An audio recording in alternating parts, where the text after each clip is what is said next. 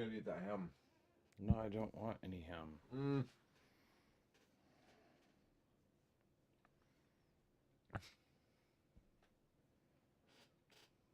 I mean, maybe I will. There you Probably go. will. I was gonna get that. You know what? Why don't I get a bottle of that medicine we just bought and bring it in here? The what? Medicine, just bring it in here. Okay.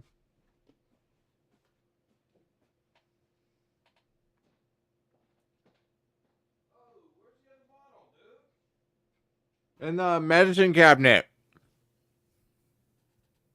Did you open one? No.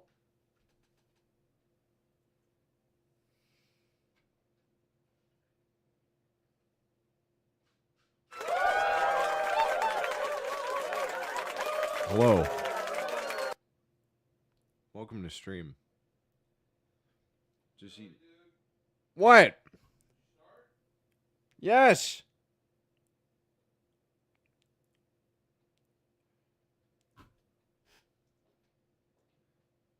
Just casual eating some honey baked ham. Honey baked ham, no big deal. Not just honey baked ham, a honey baked ham company ham. God.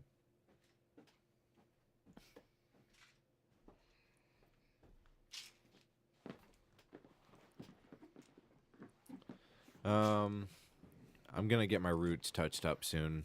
More blonde.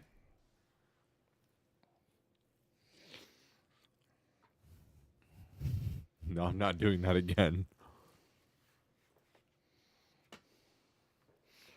Hey, there's that splish splash I was taking a bath. You're who I need here.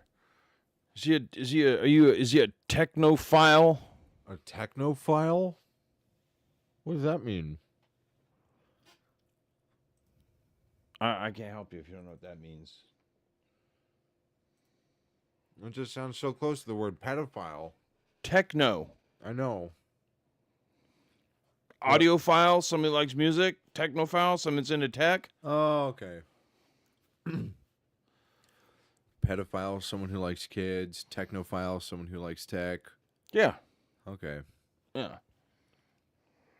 We went to Costco. Where are those pants, dude? Here they are. Don't throw this one out. I need this. What do you need the tag for? Did you take it off? I probably did. What do you need the tag for? So I know what to get. It's the Nautica XL pajamas. They're right there. There's only like one bin of them.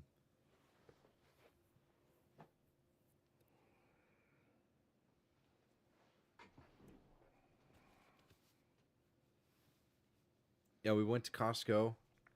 And Let's talk about that. The chief got a MacBook. Brand new. It is not like an iPad. For as much as everybody says, it's like a phone, iPad, just generic. I really thought it would be very much like an iPad, and I'm sure it's similar. Yeah, it is not an iPad, totally different operating system, different like desktop. Like you open up an iPad, there's like an app store and all this other shit. Yeah. And it's not just for Apple. It's literally like a PC. So it's gonna take some getting used to. One of the things I don't like is I found all the shit that I had on the cloud because it brought that onto here. Yeah. I don't like that. So it'll take some dumping off of shit because I literally wanted nothing on it. I got the lowest storage one because I don't want it clogged up. Yeah. It's not for gaming. So it's small. Look, it's a small little unit. Look at this. Look at this little fucker. Small little. It looks big up here. It's not. That's my hand on it. Small. So you just one thing is that I've already gathered is unlike you don't shut it down like you do a PC. You just close the lid. Well, you can make your PC do the same thing. Yeah. But with the battery life on here, I mean, you just turn it on, all right, and it automatically goes into hibernate. Let's see how quick this thing operates. So there we go. It's got fingerprint. I already did all that. So boom. Oops. But you probably need to hold it down for a sec. Oops. I'm pushing on. See, I'm not used to keys. So just put my hand over it and it goes right back to where I was. That's cool. No, you got all your gay little apps at the bottom. That's cute. I don't know what they're all for. I don't know if I can get rid of them. I don't know what some of these have dots underneath them for. What MacBook is it?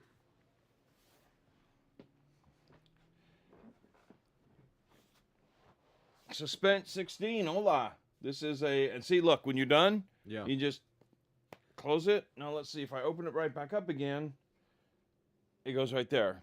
So after a while, it'll turn off and go into hibernate mode. So this is a MacBook Air. MacBook 8. MacBook Air. Yeah, but like what number? They have MacBook Air 13-inch or 15-inch. It's a 15-inch. 13-inch. It's a 13-inch MacBook Air. That's a two-hander. It's got the latest and greatest silicone processor. It's a two-hander.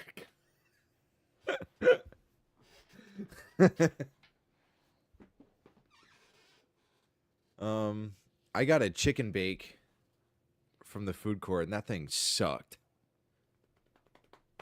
The chicken bake did not bring the boom. The silicone, 13 inches. I'm allergic to silicone. I prefer latex. Yeah, the chicken bake kind of sucked.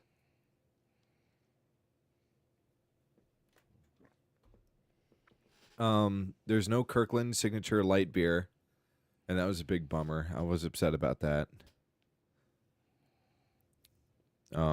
We got some lobster. A little jar of lobster for $40. It's the claw knuckle meat. Yeah. Really, really expensive online. I've just never seen it, and I figured for $40, it's probably really, really expensive. Yeah. And they had the lobster bisque. You kind of dragged me into it because you said you'd have some. And driving home, you said you wouldn't. Yeah, because that's retarded. Well, I'm never going to get lobster bisque because you don't like it. That's stupid. I think I know. I get things with banana peppers on it. You hate banana peppers. Yeah, so I wouldn't tell you that. Yeah, I'll have some. Oh. But if I was like, no, I'm not going to get any because I know you don't like this thing, you'd be like, no, get yourself some. It's a simple concept. Usually you get something that everybody will enjoy. And this is America. This is America where you can get whatever you want. If you want to do like they do in Peru, where everybody picks from the same thing with their hands, you can go to that freak country and do that. So what happened? What do you mean? What strength are these? 200 milligrams. 200. So 4 of them is 800. Yeah, I usually do 5 or 6, depending on the ache. You sure 200? Yeah.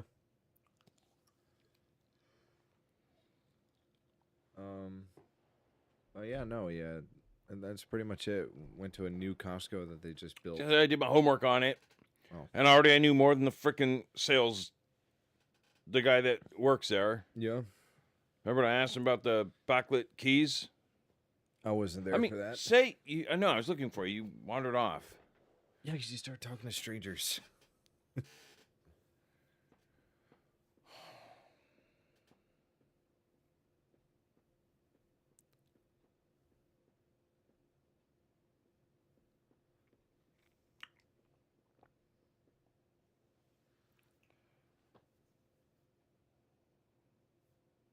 Well, what about the backlit keys?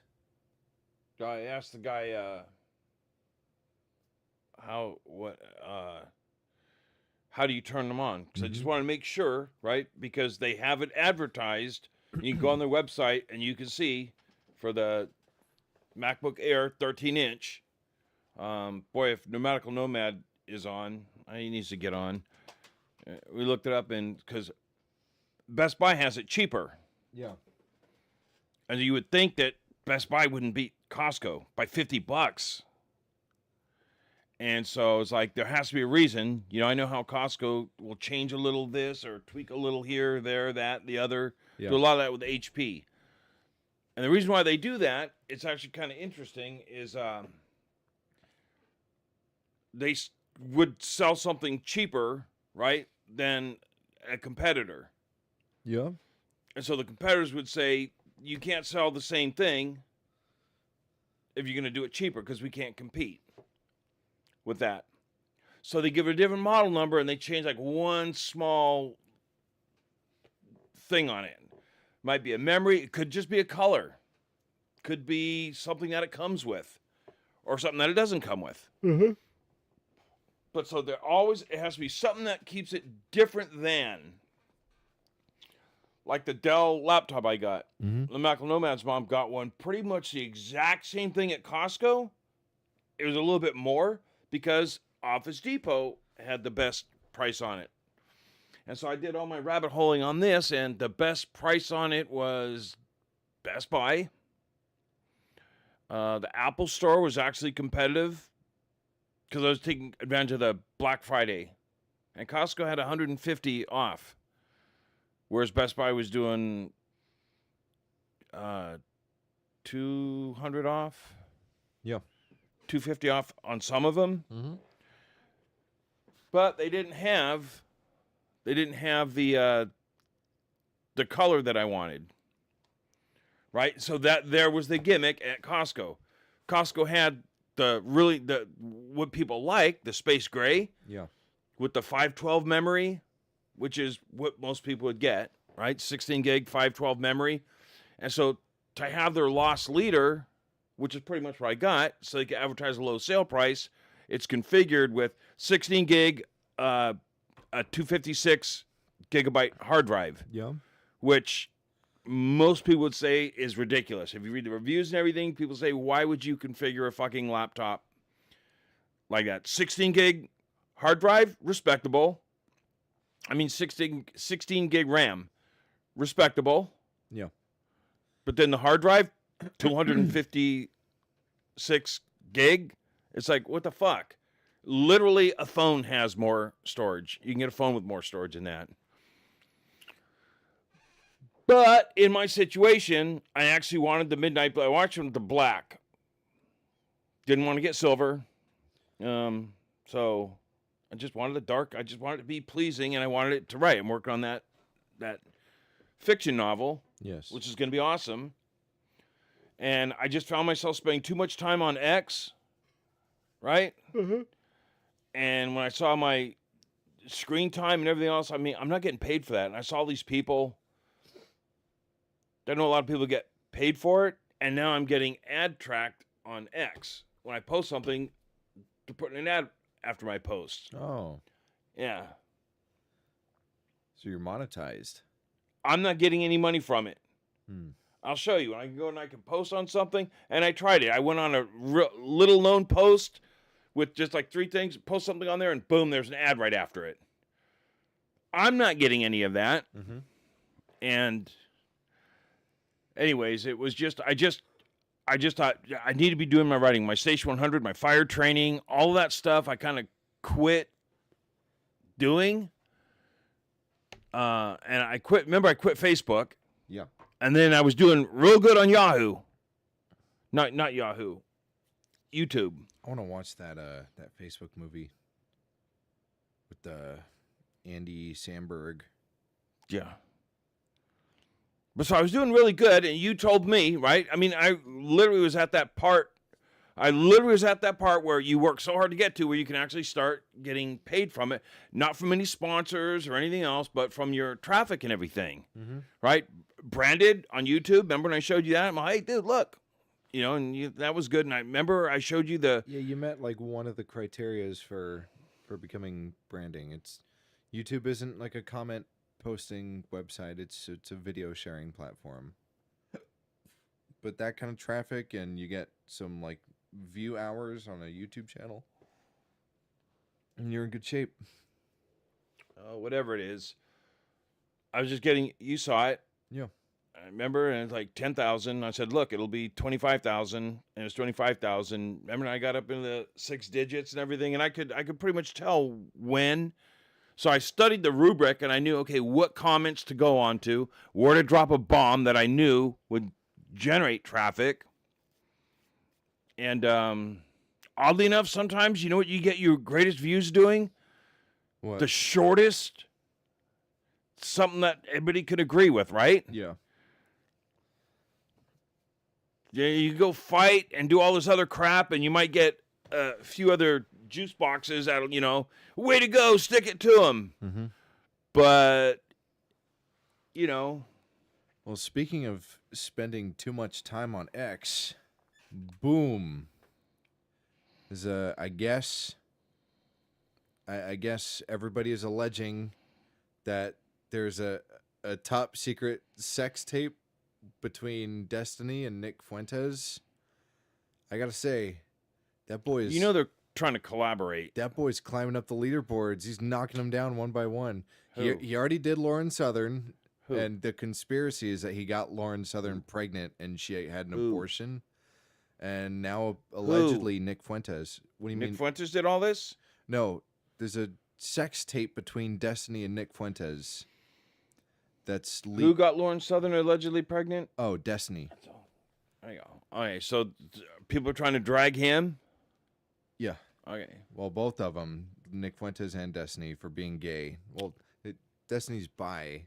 He's been bi forever. But yeah, no, he's I guess he's banging all the right wingers. He's gonna convert them all. Banging them? Well, yeah, he got Lauren Southern pregnant allegedly. I mean, are you believing all of this stuff, or is it some 13-year-old posted it and it's just like run wild with It's it? trending. There's like 73,000 posts about this on Twitter right now. And you believe any of it? Well, if there's 73,000 posts about it, apparently something happened that generated enough buzz to where now it's a trending thing. I've seen some just absolute garbage shit that people will roll with it from parody accounts.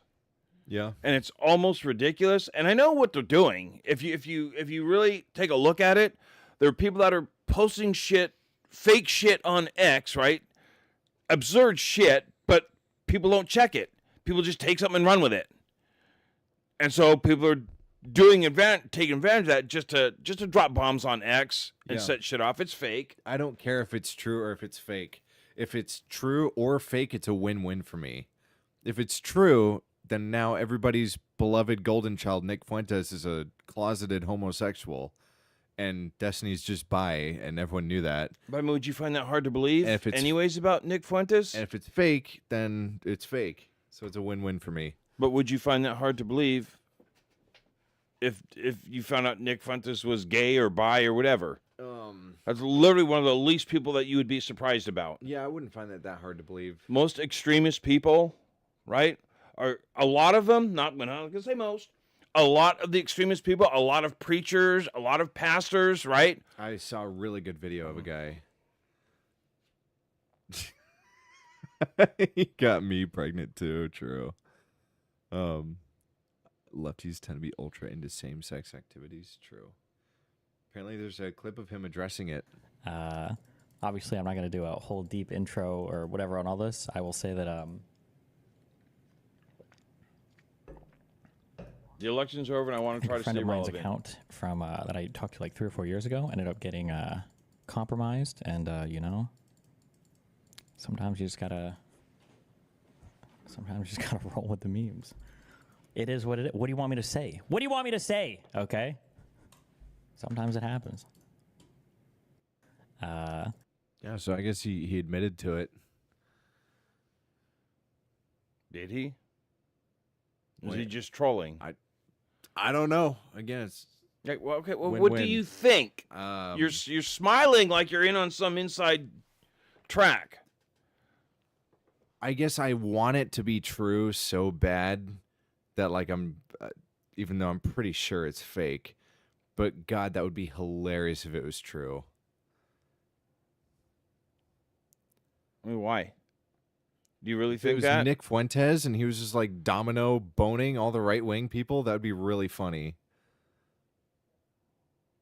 If Nick Fuentes was nailing them? No, if Destiny was nailing all the Lauren Southern is a big right wing. Okay, you media said person. Nick Fuentes, Yes. and then if he was boning them, what are the No, two? if Destiny is like boning all these hardcore right wing people, that would be really funny.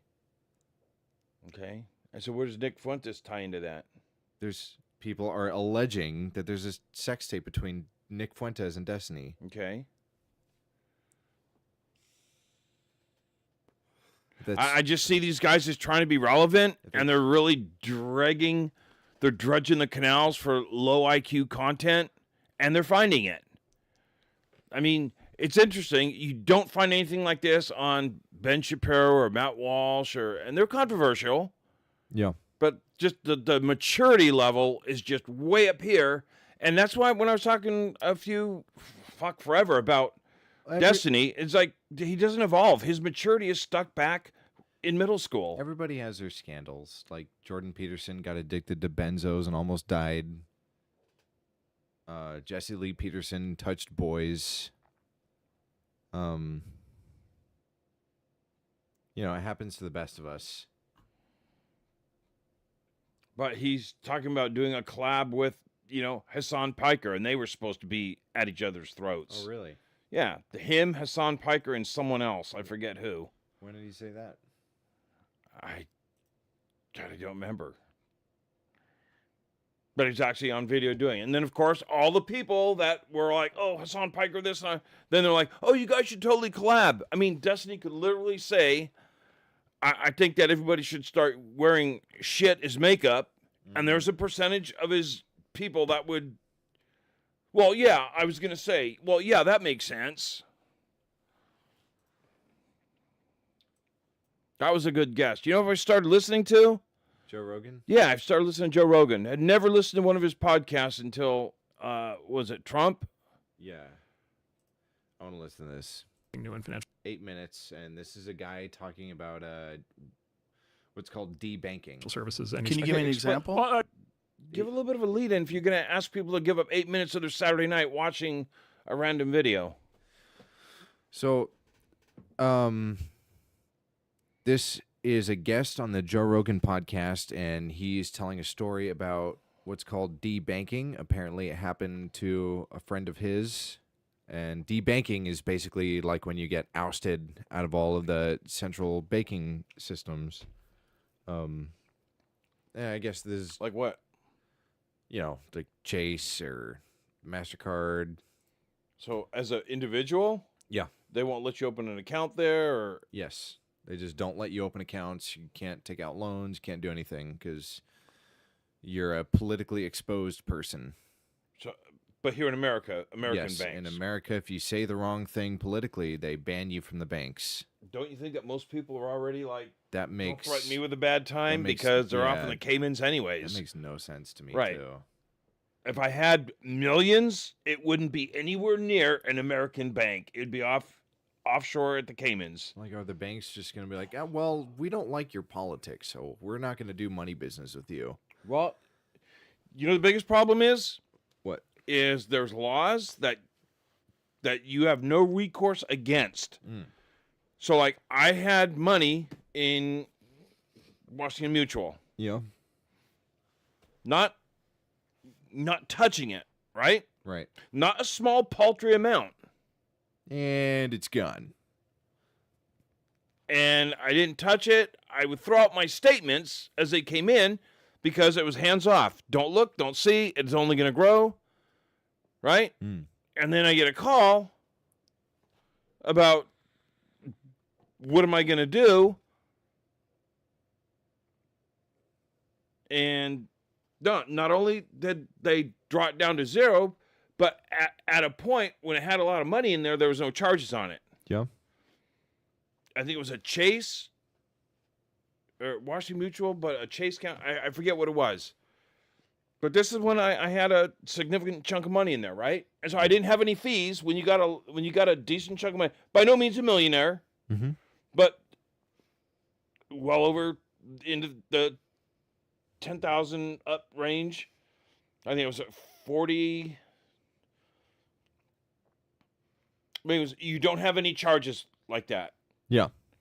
If you go in there with a open up 6-figure account, you get the white glove treatment, come over here, and they want to talk to you about investing and everything else. And I was like, no, I just want to put it in account. I didn't know shit about it, right? And I wasn't about to play the stock market, and so I just wanted to be safe. I didn't want to lose my ass. So I was like, well, the safest thing you can do, blah, blah, blah, put it in here. There's no charges, no fees. All right. And then I took some out. So, got the Jeep and, just little here, little there. Yeah. Spent a lot on a girl. But had a lot in there. Well, somebody else had stock options at a place and cashed them out and didn't pay the taxes on them. Well, the IRS went after him. And the IRS don't fuck around. State Franchise Tax Board in California, they don't fuck around. Here's where it gets sticky, right? If you're married to that person, if you were married to them and you are no longer, and nobody can say to me, no, that's not true. Yes, it is. It happened. It fucking happened. And you have no recourse against it, dude. Yeah. Right? So they owed back taxes and penalties. They went after this person, and they were calling Oma's house looking for him. And Oma told them a few times, she was ripe, But because I used to be married to them, Yeah. I mean, you want to fight it, get an attorney and go fight it. Who's got the money to do that? These banks don't make the money going after people like Trump, nor Right. would they ever try to. You know what I mean? What about Melania or Barron? They're never going to go after people that can afford attorneys. You fuck up, right? And they do something to you, and there's nobody that would say, well, you should have been on that, or what could I have done differently? Yeah. I was not legally divorced. Separated, filed, and everything, and that's where they get you, right? Had been separated for years, Yeah. but not legally divorced because tied up in custody and didn't want, you know what I mean? That was where my... But anyways, Yeah. so there was back taxes on that, and it went to collection. The Irish don't fuck around. They went in there, and they cleaned it the fuck out. And so then, when you didn't have $40,000+ in there, what happens? Then you got to pay charges. Monthly fees. Yeah. So they were doing that. So my account went in negative. And when I talked to them, I said, how could you? That's what I didn't understand. I was so livid, Dylan. I was so angry because I made an agreement with you, the bank. Hey, go ahead. Let's listen to Mr. Cardigan here. I just want to say this dude looks like such a nerd. A nice Ralph Lauren button-up, though. It's a stupid financial services cardigan. and- Can you give me an example? Well, like I said, debanking. This is where a lot of the debanking comes from. Is these agencies? My story So was more debanking interesting than is this when fucking juice you box as either a anyways, person or Whoppy. your Also, company you'll- are You'll out wish of the that banking system. Chief they would have did to kept Kanye. talking. Exactly. Like It's also like perpetually out of breath. they did to Kanye. Listen and breathe in. My partner Ben's father has been debanked. Really? We had an employee who For what? for having the wrong politics, for saying unacceptable things. Under current banking regulations, here's a great thing. Under current banking regulations, after all the reforms of the last 20 years, there's now a category called a politically exposed person, PEP. And if you are a PEP, you are required by financial regulators to kick them off of to kick them out of your bank. What? You're not allowed But to what have if you're politically on the left? well, that's fine. No. because they're not politically exposed. So no one on the left gets debanked? I have Joe not heard Rogan of a single so instance of much. anybody on the left getting debanked. Can you tell me the what best the interviewer. person that you... He's so like incredulous too. He truly, What? No. he does what Jimmy Fallon tries to do. Yeah. Act like, What? Shocked and surprised, but he does it not as juice boxy. No, did what they said that got them debanked? Oh well, I mean, David Horowitz is a right wing, but he is pro-Trump. perpetually he's said all amazed. kinds of things. He's been very anti-Islamic terrorism. He's been very worried about migration, all these things. And they debanked him for that. Yeah, they debanked it. So you get kicked out of your bank account. You get kicked out of you can't do credit card transactions. By the way, you can't How run. is that legal? Well, exactly. So this is the thing, and then you go in this thing of like, well, there's no. This is where the government and the companies get intertwined. Back to your fascism point, which is there's a constitutional amendment that says the government can't restrict your speech, but there's no constitutional amendment that says the government can't debank you, right? And so if they can't do the one thing, then they do the other thing, and then they don't have to debank you. They just have to put pressure on the private company banks to do it, and then the private company banks do it because they're expected to. But the government gets to say we didn't do it. It was the private company that did it, and of course J.P. Morgan can decide who they want to have as customers, of course, right? Because they're a private company, and so it's this sleight of hand that happens. So it's basically a privatized sanctions regime that lets bureaucrats do to American citizens the same thing that we do to Iran. Basically, a private business that gets to pick who it wants its customers to be. Whoa. Kick He said that, and then he like swept it under the rug as quick as he could. you out of the financial system. And so this has been happening to all the crypto entrepreneurs in the last 4 years. This has been happening to a lot of the fintech entrepreneurs, anybody trying to start any kind of new banking service, because they're trying to protect the big banks. And then this has been happening, by the way, also in legal fields of economic activity that they don't like. And so a lot of this started about 15 years ago with this thing called Operation Choke Point, where they decided to, as marijuana started to become legal, as prostitution started to become legal, and then guns, which there's always a fight about. Under the Obama administration, they started to debank legal marijuana businesses, escort businesses, and then gun shops, just like your gun manufacturers, and just like you're done, you're out of the banking system. And so if you're running a medical marijuana dispensary in 2012, like you, guess what? You're doing your business all in cash because you literally can't get a bank account. You can't get a Visa terminal. You can't process transactions. You can't do payroll. You can't do direct deposit. You can't get insurance. Like none of that stuff is, you've been sanctioned, right? None of that stuff is available. And then this administration extended that concept to apply it to tech founders, crypto founders, and then just generally political opponents. So, yeah, so that's been like super pernicious. I wasn't aware of that. Oh, 100%. And this is called, so it was Operation Choke Point 1.0 was 15 years ago against the pot and the guns. Choke Point 2.0 is primarily against their political enemies and then to their disfavored tech startups. And it's hit the tech world like we've had like 30 founders debanked in the last 4 years. Really? Yeah. It's been a big recurring pattern. 30. This is one of the reasons why we ended up supporting Trump. It's like we can't live in this world. We can't live in a world where somebody starts a company that's a completely legal thing and then they literally like get sanctioned, right, and embargoed by the United States government through a completely unaccountable. By the way, no due process. None of this is written down. There's no rules. There's no court. There's no decision process. There's no appeal.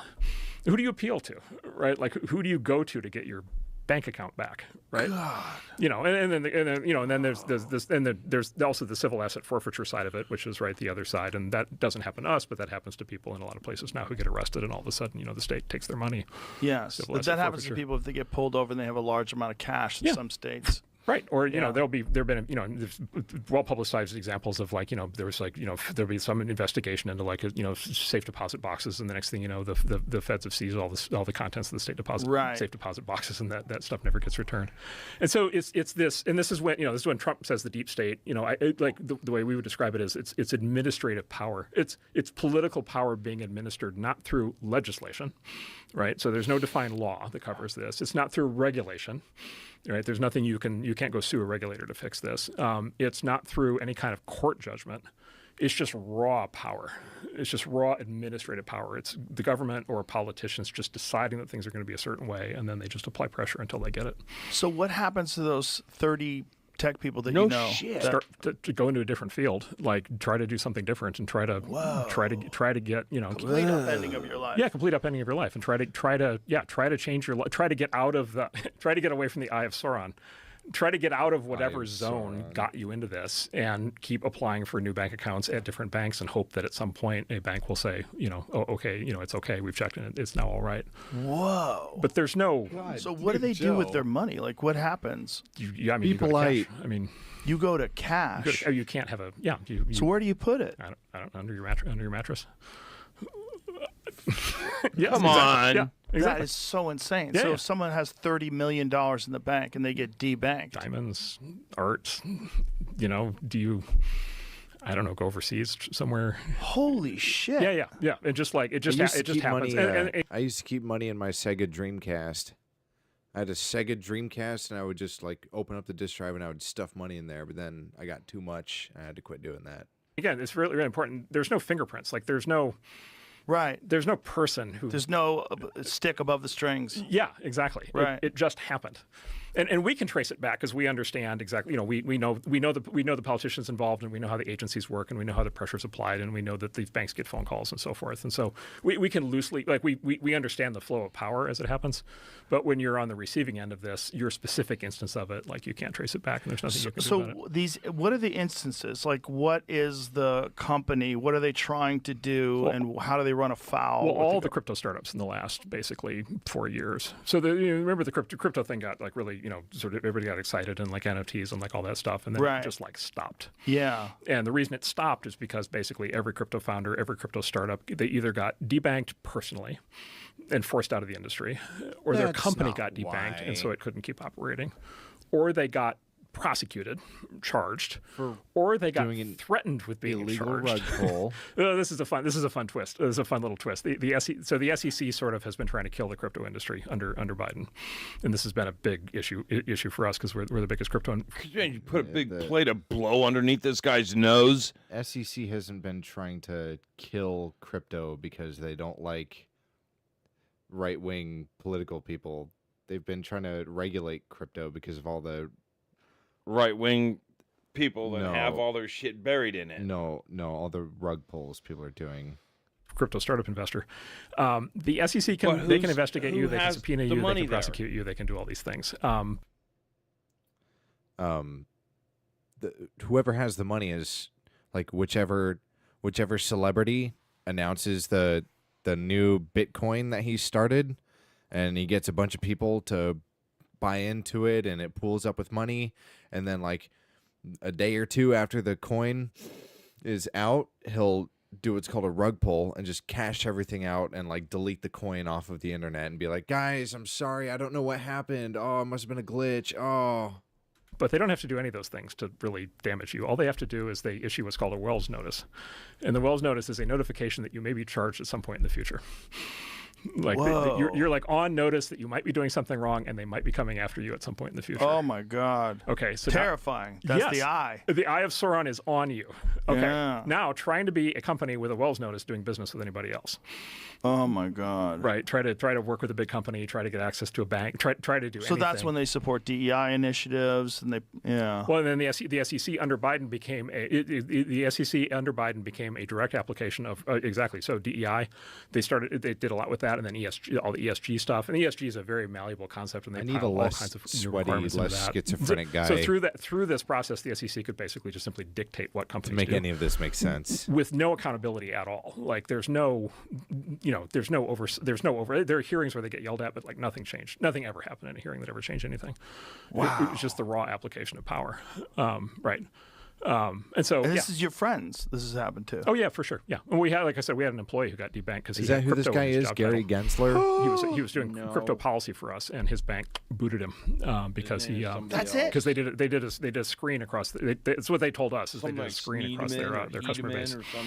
Anyone with crypto. Because anybody with crypto became a politically exposed person. There's that, and there's. Because what did I just say? That was wrong. There's some guy, his name is BitBoy Crypto, and he did like one of the most like well-known rug pulls and like scammed a crap ton of people, and then he got sued for it. You ever heard of Kim.com? No. This is his actual name, Kim.com.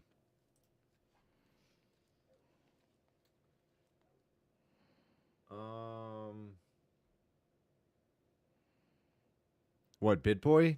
Yeah. Yeah, this dude is a clown. I'm pretty sure he like scammed a bunch of people.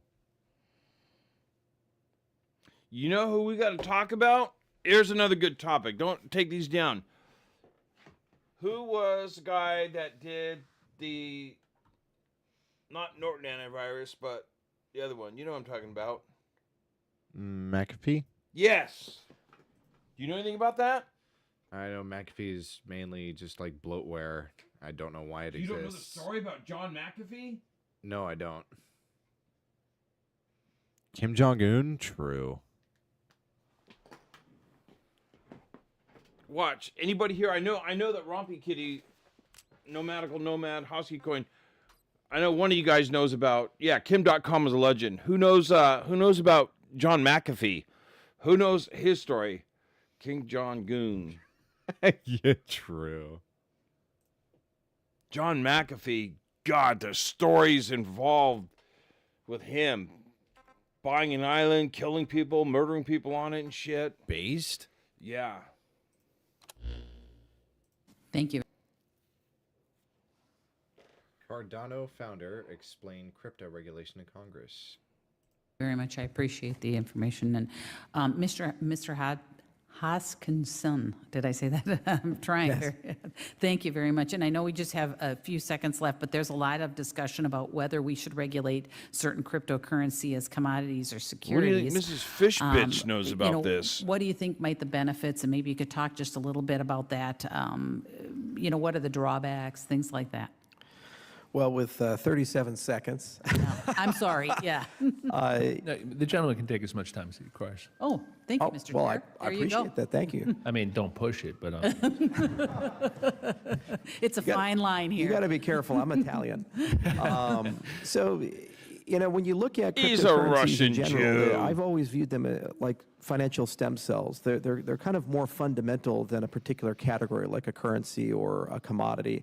And really, it depends on the What's that markets juice they're box wine traded on smiling and the use about? and utility that they have. But at the end of the day, you have to ask yourself what public policy She probably took a Xanax right before all of Look at her. this. Yeah. The fuck? considerations are you attempting to satisfy? Is it sanctions compliance? Is it consumer protection? Is it market stability? What we do as an industry is we're all about transparency. So it's kind of funny we're talking and debating about disclosure regimes. There's no other financial asset in the world that really is as transparent as a cryptocurrency. Every transaction. She's in from the very Happyville. Look at her. beginning For Bitcoin, Yeah, for she example, totally- from January dude, she 3rd, totally popped 2009 the is sand. known. Every single one. The holdings of the founder are known because all of these things are publicly available to everybody. So it's more about, in my view, understandability and the tooling required to make this work on a global basis. So I don't think it would be wise to say, well, is it a security or a commodity, or fall into this temptation of who's the more permissive regulator or what is the regulatory arbitrage, but rather just take a step Hey, back Nomad, and we say, got another what pseudo things do we bulbar want to guard affect. against? And we Juice now bar. have 13 years of history as Leave an my industry of, I think, 6 or 7 collapses, a whole bunch of interesting Yeah, dude, this girl behind him. Somebody's across the room like. Nah, dude, she looks like she just like took a Xanax or something before this. new things. Yeah, I know. Hosky Coin linked us this video. It's like, here's a really smart guy about cryptocurrency, and we're like, Professor Sprout involved in a $13 million drug bust. Jesus, Matt Gates is ew, gross. Should I find a better video? So you can... I was paying attention, to be fair. No, rewind it halfway. Every single one. The holdings of the founder are known because all of these things are publicly available to everybody. So it's more about, in my view, understandability and the tooling required to make this work on a global basis. So I don't think it would be wise to say, well, is it a security or a commodity, or fall into this temptation of who's the more permissive regulator or what is the regulatory arbitrage, but rather just take a step back and say, what things do we want to guard against? And we now have 13 years of history as an industry of, I think, 6 or 7 collapses, a whole bunch of interesting new things like NFTs that have always pushed the limit, and a global marketplace with more than 100 million people floating around that we can draw from, and we can look on a case-by-case basis and build a framework that makes sense. What's encouraging to me as an entrepreneur, briefly, is that there's a lot of great legislation that's been proposed recently, like the DCA, the FIA.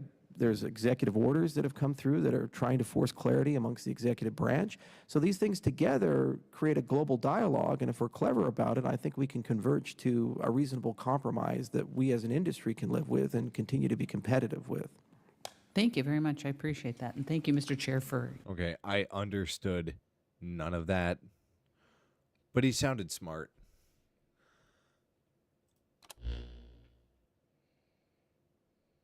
Harry Potter star secluded home raided by police and $13 million drugs bust. So, what's the difference between the crypto and Bitcoin? Bitcoin is a form of cryptocurrency. I mean, I heard of crypto long before I heard of Bitcoin, though.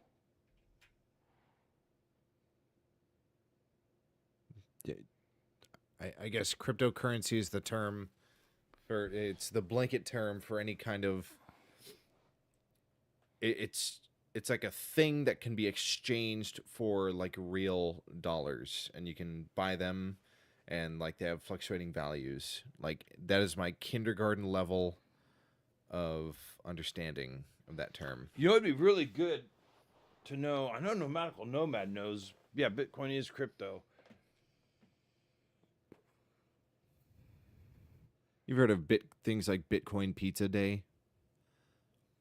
There's some guy like 15 years ago or something. And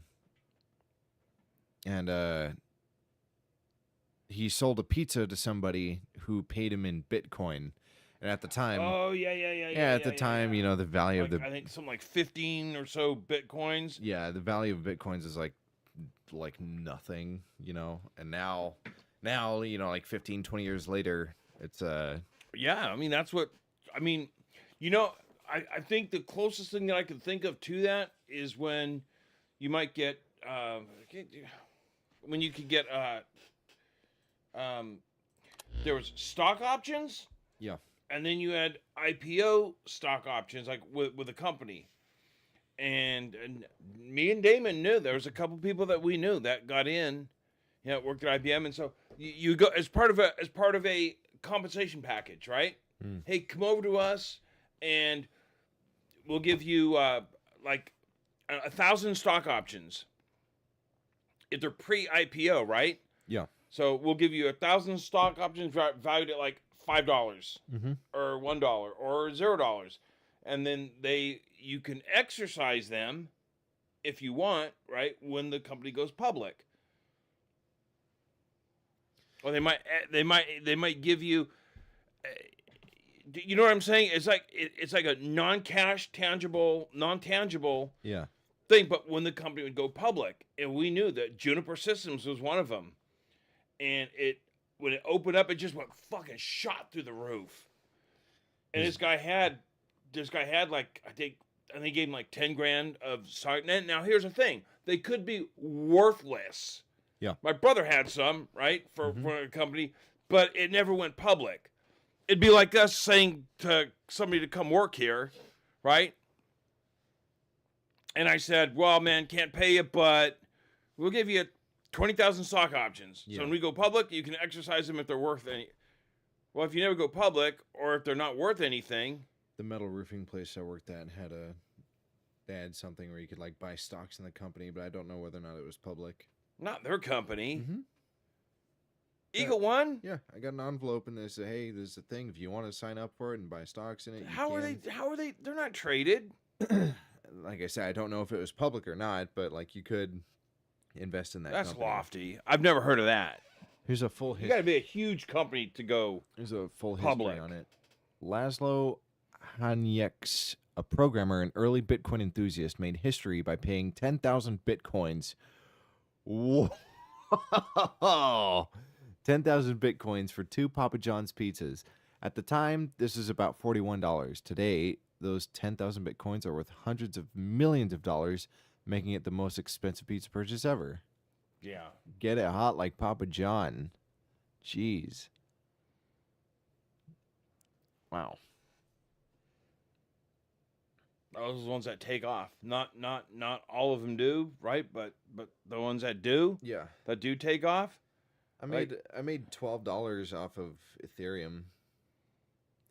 But it's just because I was doing like the tiniest investments ever. Like I put like 300 into it. Like I watched it for 2 weeks. I watched it dip down to where like could have lost 24, and then it came back up a tiny little bit. And I cashed out as soon as it went like up. Yeah. Bro, my shit nook off. What? My shin took His off. shit took off recently. Okay. So he had some socks that went off. You know, we had, and this is actually, it was genius and brilliant for the suits, right? Yeah. The Wall Street, the traders, the brokerage firms, right? They're always looking for somebody that can call. Look, if you can predict the stocks, right? You're like a freaking gypsy fortune teller.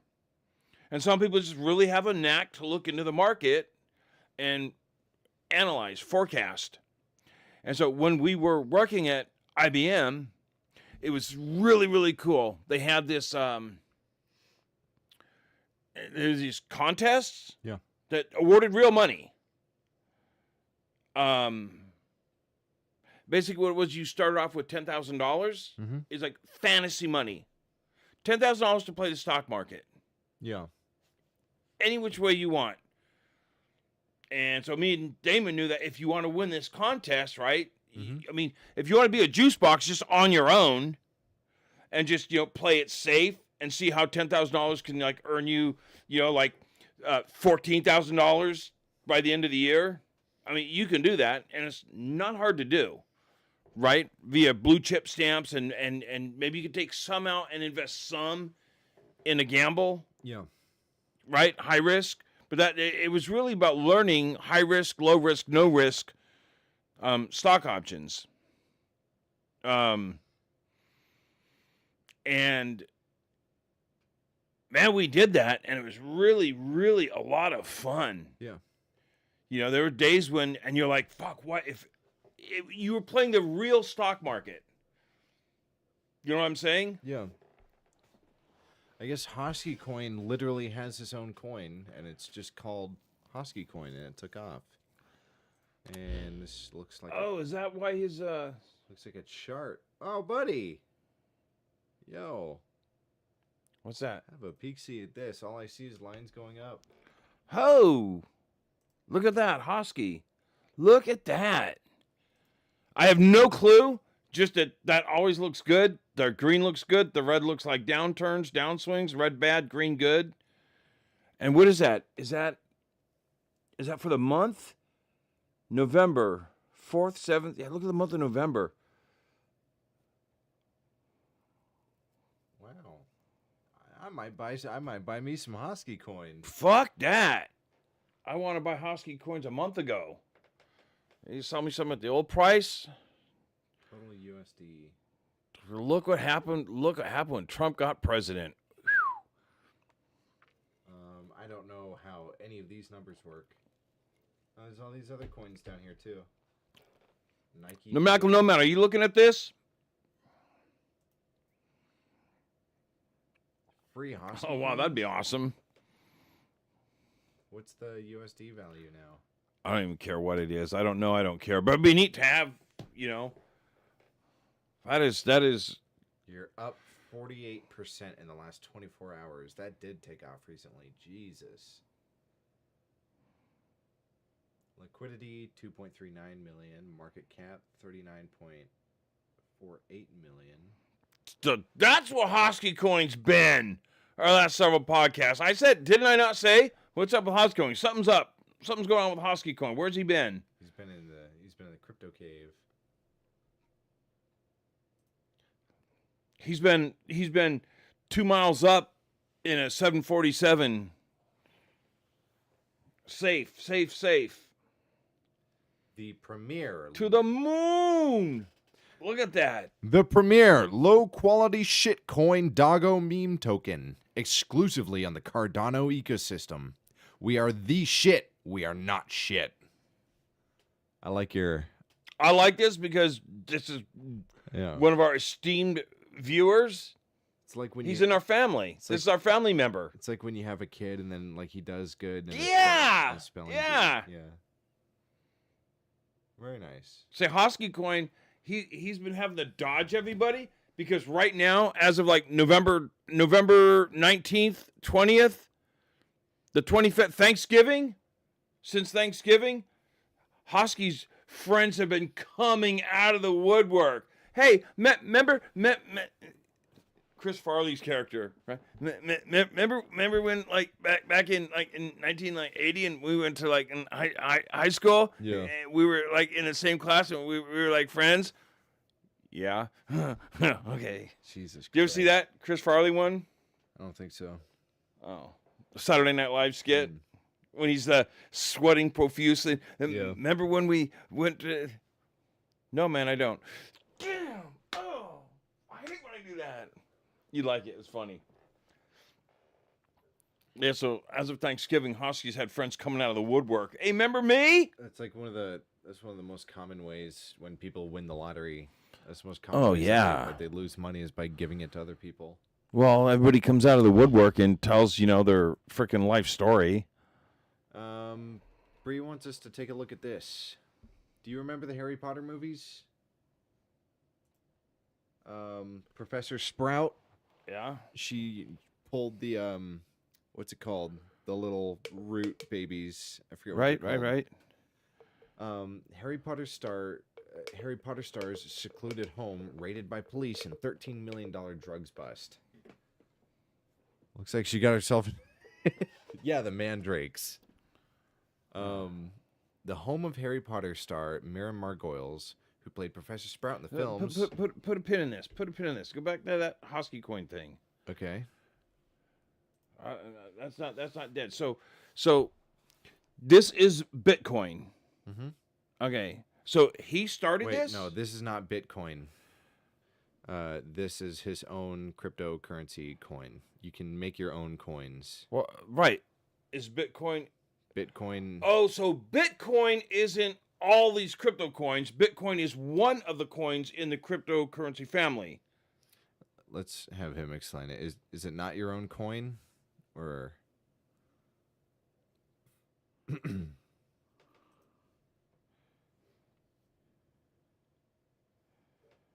Yes, this is his own coin. And there's a bunch of different cryptocurrencies. Okay, so Bitcoin is one type of cryptocurrency. Yep. So you've got Bitcoin, you've got Dogecoin, you've got other coin. Boy, if Hosky, if you could call in a Discord, I was going to ask if you or Rompy could call in and let us know. I don't have Discord fired up. Okay, we'll fire it up.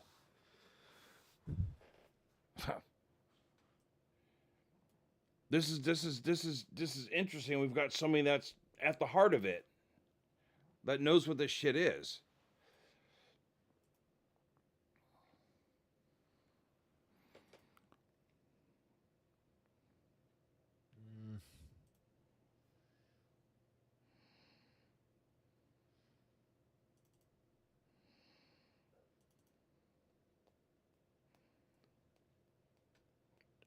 And your Ethereum was a coin? Yeah. And so a crypto, and it was just, I'm so curious. I don't know who does the. Oh, you're not in the thing? Send a Discord link. Hosky coin, I think you're in the. Can you send a link to him? I have no clue on how to do that. It should be the Flex community. I think you're in it already. You've been on before. Unless you got kicked out. Did you send a link? Oh, new phone. Heard.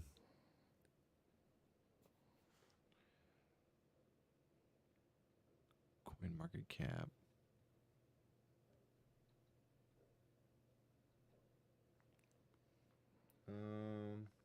Oh, so that's a whole list of cryptos.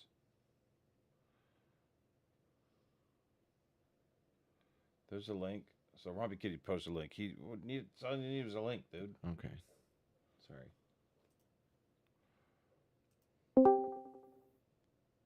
We're in the talking voice channel.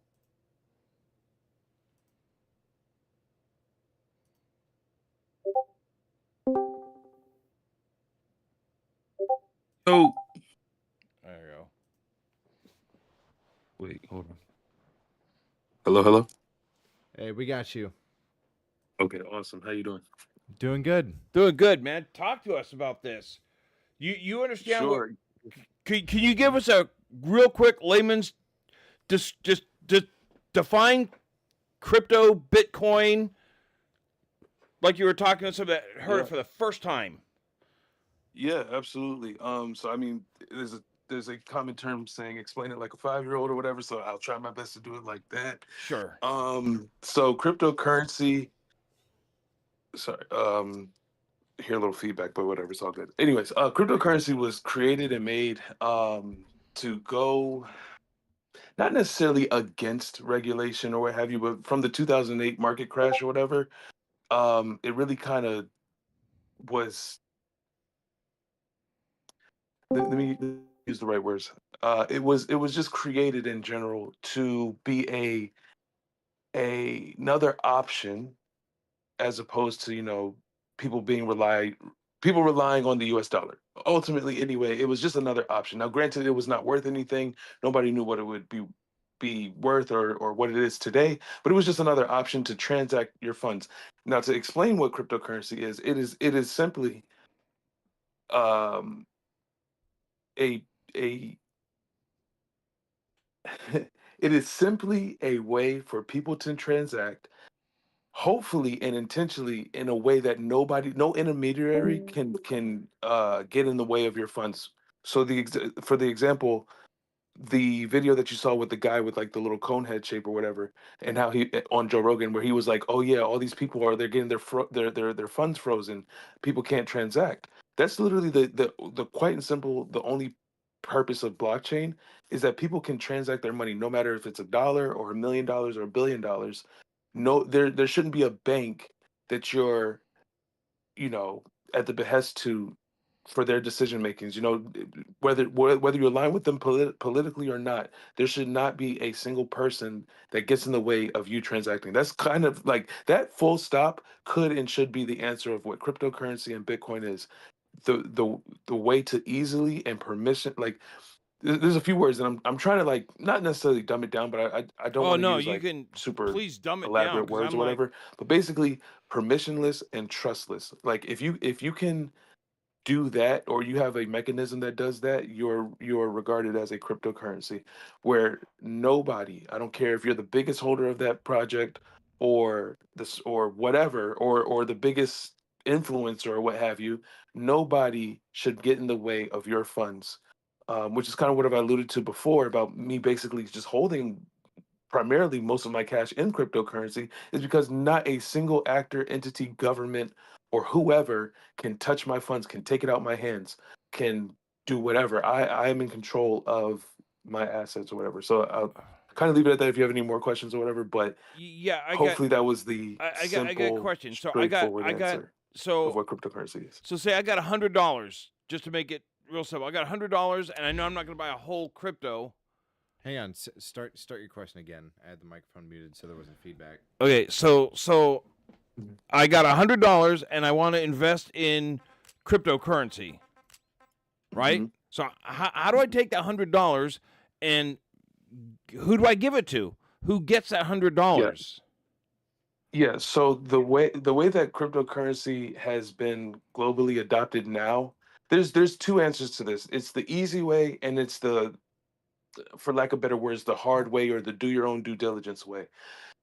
And in no way, shape, or form am I advocating for you to do this. I'm just going to give you the answer to your question or whatever. But Uh-huh. the easy way is you go to these cryptocurrency exchanges, you hook up your bank account, your debit card or Is whatever. that what you did You before? verify yourself. It's called KYC, know your customer, what have you, and you just give an entity your $100, and then and I say this allegedly, give you $100 in whatever cryptocurrency that you want.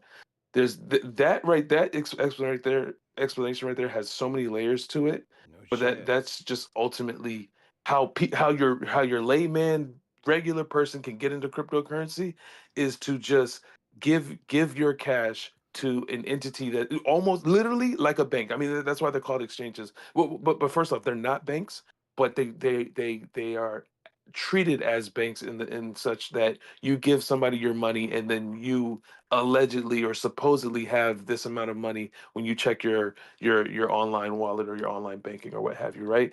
That's the easy way. But the problem with the easy way is, as you've seen with all these cryptocurrency scams with your FTX and Sam Bankman-Frieds, Yeah. is that these people can run away with your money. They could take your money. They could do whatever that they so choose with your money.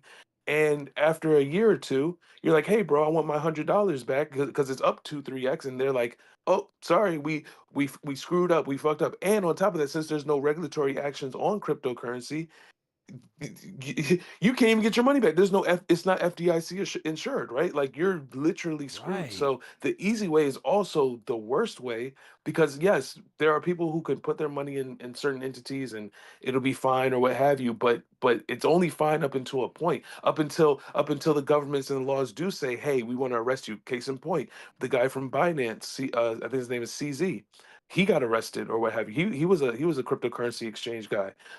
Even the guy from Stellar Lunar, Do Kwon, a Korean guy, got arrested as well. So like all these exchanges, majority of these guys are getting arrested for the thing that they want to make it seem so easy to do. So I say all that, and I apologize. I say all that to say the best way to answer your question about the $100 thing is to fundamentally make sure your assets are in your own hands. So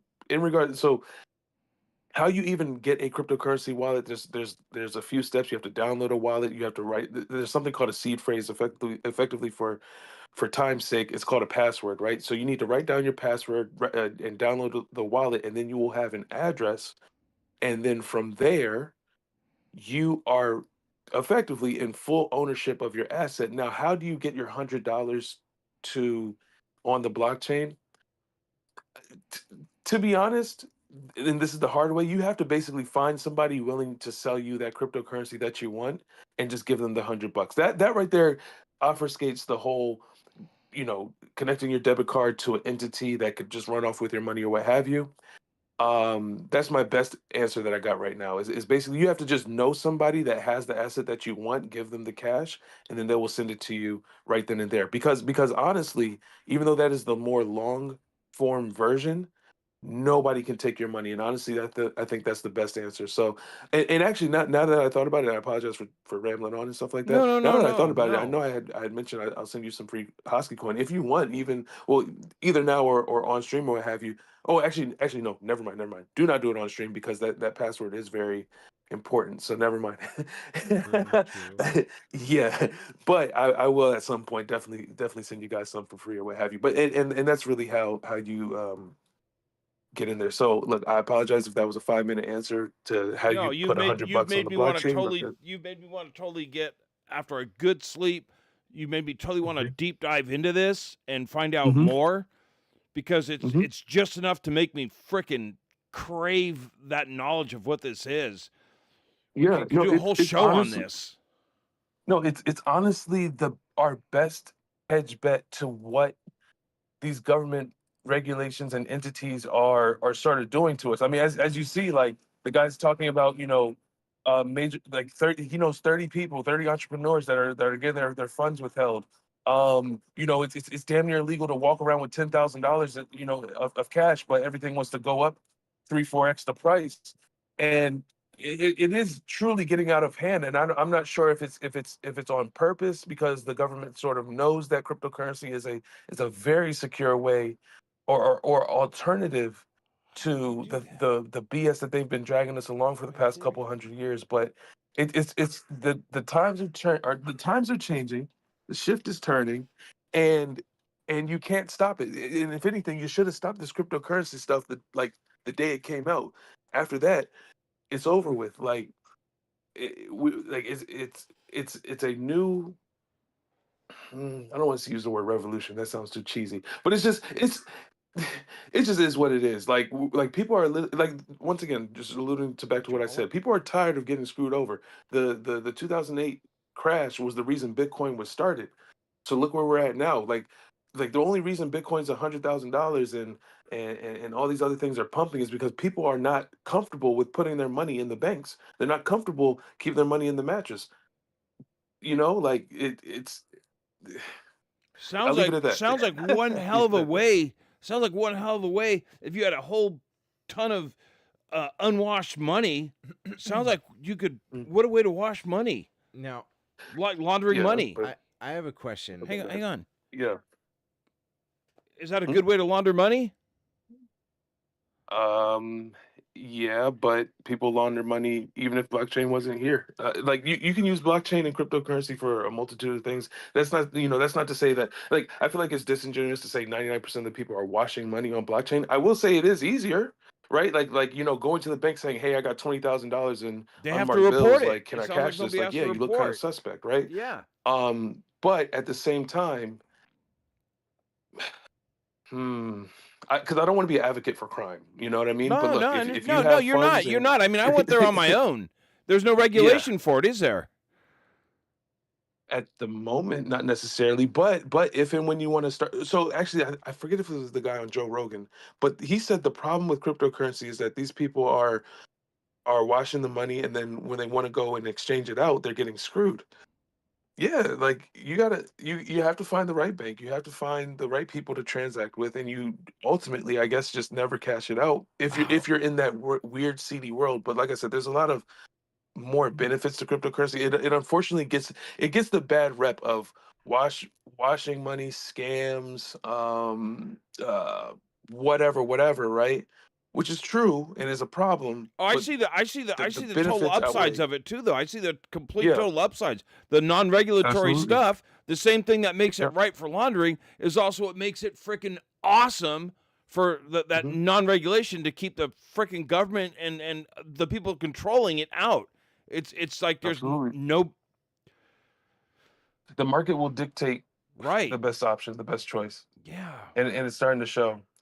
Um, so yeah, look, I've been in this ecosystem, I guess, for the past 5 years or what have you.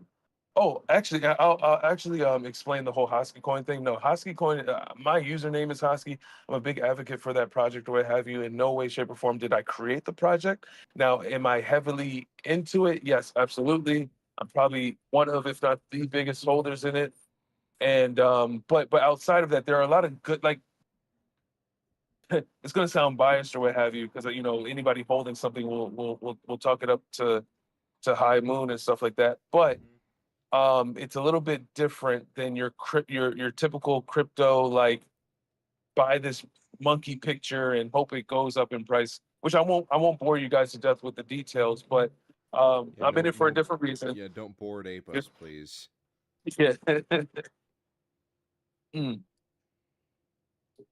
But yeah, um, I, all I can say is cryptocurrency has been the best decision I've made over the past couple of years. It was looking rough. Like, a lot of people shit on it. Like, for the past 2 3 years. Oh, you're a crypto bro. Oh, look, it's down. All that other stuff, right? But Yeah, literally, there's like, I I yeah, go ahead. I feel like there's like some bad actors that kind of dirty the name of the whole thing. Like you brought up Sam Bankman-Fried earlier. Yep. I literally pulled up a tab about Sam Bankman-Fried before you mentioned him. Hmm. That's how prolific Yeah. those scandals Yeah. are. But I had a question. You mentioned the process of like getting your own crypto wallet. Um, Yes. Now I don't use a bank. Um, all Mhm. of my stuff is done through Venmo. I have the Okay. physical Yep. Venmo debit card that they give you, and Yep. I like that because there is zero overdraft penalties at all. You're debanked. Right. Well, that's the thing. Like But that, you never go into the yeah. negative. They just your stuff declines Yep. if you don't have enough in there. Period. No questions Mhm. asked, and they don't farm money off of you by giving you $27 overdraft fees. But in the Venmo Right. phone app, there's a function where there's a crypto tab you can switch into, and you can just move money from Mhm. your Venmo balance into a crypto. What's the difference between like making a crypto wallet and like doing what I'm doing? Yep. So I don't know if I'm gonna blow your mind or not, but I'm gonna say something that a lot of people probably aren't aware of. The Venmo stuff, I'm almost certain Cash App does it as well. I think PayPal's actually dabbled into the cryptocurrency stuff as well. The truth, the shocking truth to some people is that that is not cryptocurrency, because the moment that you move your alleged digital $100, like, let's say you have $100 in your Venmo, to $100 in Bitcoin, all they did was just just reflect what Bitcoin is. But at no point, and please trust and believe, at no point did they convert your $100 into Bitcoin at all. We're in a digital age, where you can make spreadsheets and order books and data, all that other stuff. It's quite simple to literally say, oh, you have $100 in US dollars. Now you got $100 in Bitcoin. Now, granted, these entities, Venmo, Cash App, PayPal, they definitely have billions of dollars within the cryptocurrencies, so that they can back your own dollar, but they're already leveraged into it, where your typical consumer and customer, first off, isn't going to be using Venmo and Cash App for millions of dollars worth of cryptocurrency and stuff like that. So they could back all their users, 1 to 1 or what have you. And then two, your typical user only doing a couple $100, couple $1,000 or what have you, they've got that under control. Full stop. So, um, I want to say the difference is this: if and when okay, let's say your Venmo account allegedly, like, let's say you wanted to donate to, I don't know, whatever war conflict is going on right now, and you donated money to Palestine or Israel or Ukraine or Russia, right? And now Venmo says, oh wow, this person supported a group that we don't like. Now we're going to shut his account off. So guess what? Now you don't have your Bitcoin, and now you don't have your cash. But Bitcoin was supposed to be a way that they couldn't do that. Why? Because you trust your people are trusting entity, and I think let's actually harp on that point. The moment you have to trust somebody, you already lost. The moment you trust a Venmo, a Cash App, Absolutely. a So PayPal, agree. a So agree. bank, So agree with a, that.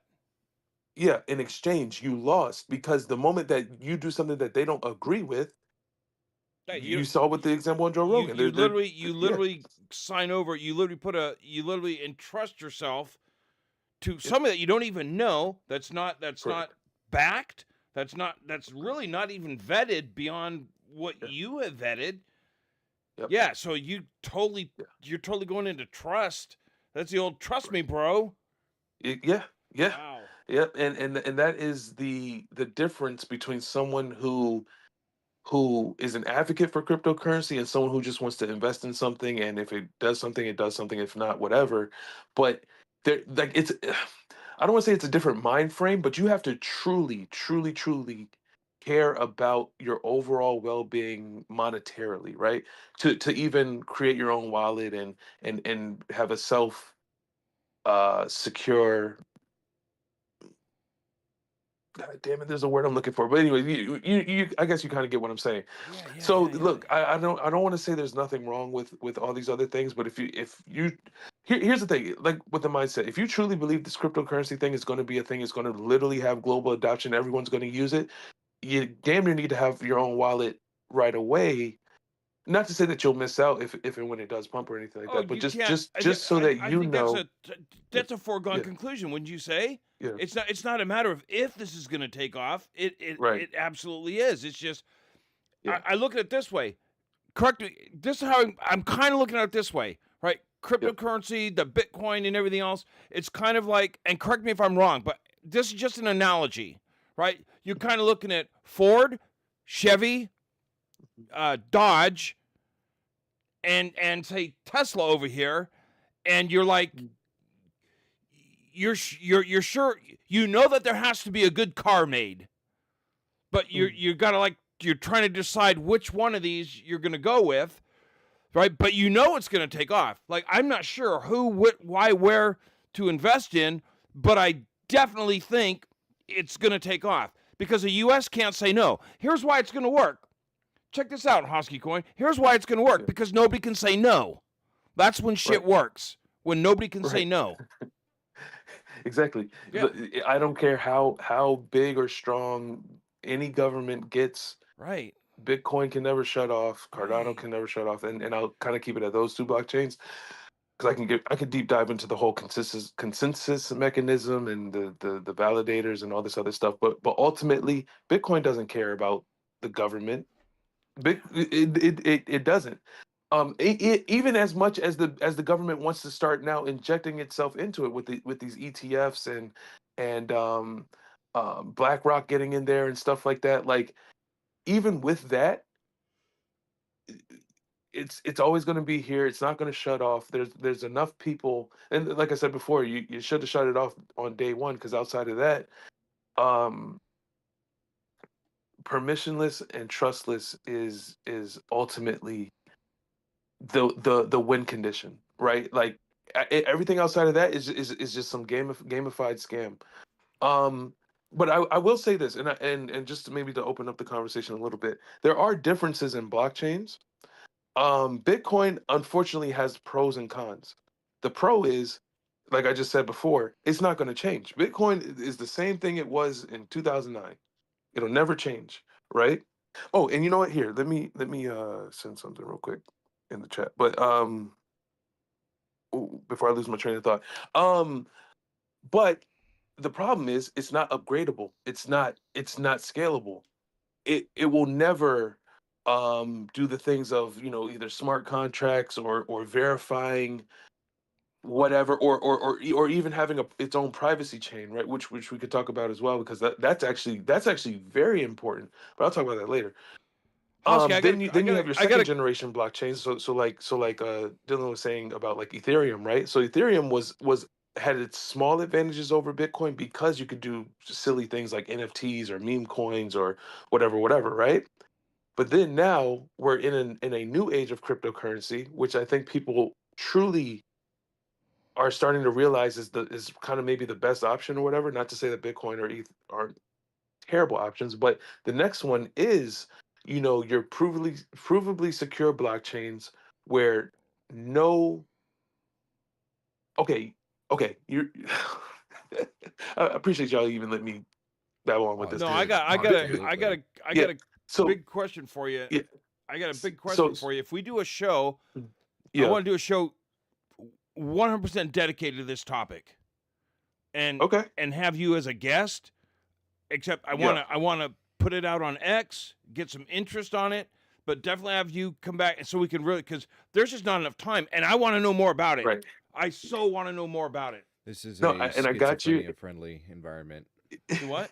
and I'll actually have talking points, ready, because I'm doing Yes. all this off the cuff for sure. But yeah, no, if that's something of interest, then I'd absolutely do my best due diligence to like just lay it all flat. Like, this is what it is. This is what to expect. Yada yada yada, or whatever. Yeah. But I'm yeah, trying to make man. it out of the hood Yeah, someday, Right. So like this is I'm looking at this, yeah, yeah. No, but because yeah, so many people have this faint oh, idea, but yeah. it's like it's like they see one color in a 64 color crayon box, but that's all. So they know that there's colors out there, but they don't know what colors. They know there's 63 other ones. I mean, that's where I feel at right now. I feel like, okay, I got the most vaguest idea of what this is, but I can see the threats, the promises, the potential, both good and bad, positive and negative, and I have to deep dive so much more into it myself so that I don't know just a basic terminology, and I should. Right. No, and that's true. I mean, look, it's a massive learning curve. This is not just something that's just like, oh yeah, I'm gonna get this in a couple hours. And like, look, I mean, like I said, I've been doing this for 5 years and I'm still learning stuff, right? So it's like it's not gonna just be a simple, this is what it is and you're good. But it's a journey. It's something that, look, I mean, as you alluded to, like, you believe it's gonna be, you know, just guaranteed, not guaranteed, but more often than not, more successful and stuff like that. And it's like, if you're just in it, you're in it for the idea of what it can be, and that just sounds so cultish. I'm not gonna lie, but, but you know what I mean. But it's so true, because of the way that just the monetary system has been. It's kind of like our damn near only hope. Because what's gonna fix our trillions of dollars in debt? What's gonna fix this inflation shit? What's gonna fix minimum wage and stuff like that? What's gonna fix your banks not screwing you over? What's gonna fix mortgage interest rates? Bro, there's literally so many things that are kind of cooked and fucked. And more often than not, cryptocurrency has a way to fix it. Is it fixable now? Not necessarily, but is there on paper provable way to fix this shit, yeah, and that's kind of, I guess, what I mean by the hopes of getting into it. It's like, yeah, I mean, if nothing else, if how about this? In my own words and mindset, if cryptocurrency doesn't work, then nothing will. Like literally nothing will. And I guess that's why I'm in it. We're totally going to I'm gonna work on putting together a show of this and have you call Mm. in, and I'm gonna do some more, but I'm gonna put it out there so we can. I think this could get a whole bunch of traffic on this topic if we put it out there on X and say, because I know there's a bunch of people I know. If I could say, I don't know, maybe sometime in January or February, right, where we can actually advertise in advance. We need to do that, right? Toss Podcast is going to be doing a complete in-depth on, the Cliff's Notes on cryptocurrency and Bitcoin. No, I already created my own form Yeah. of currency on this channel. Yeah. It's called Philbucks. Philbucks. Right. There you go. You're already in it. We'll definitely Yeah. work towards that and find out. But like you said, there's a big Yeah. long learning curve. I agree. That's why I said Mm. January or February, anything, because I need to study a whole bunch because I want to.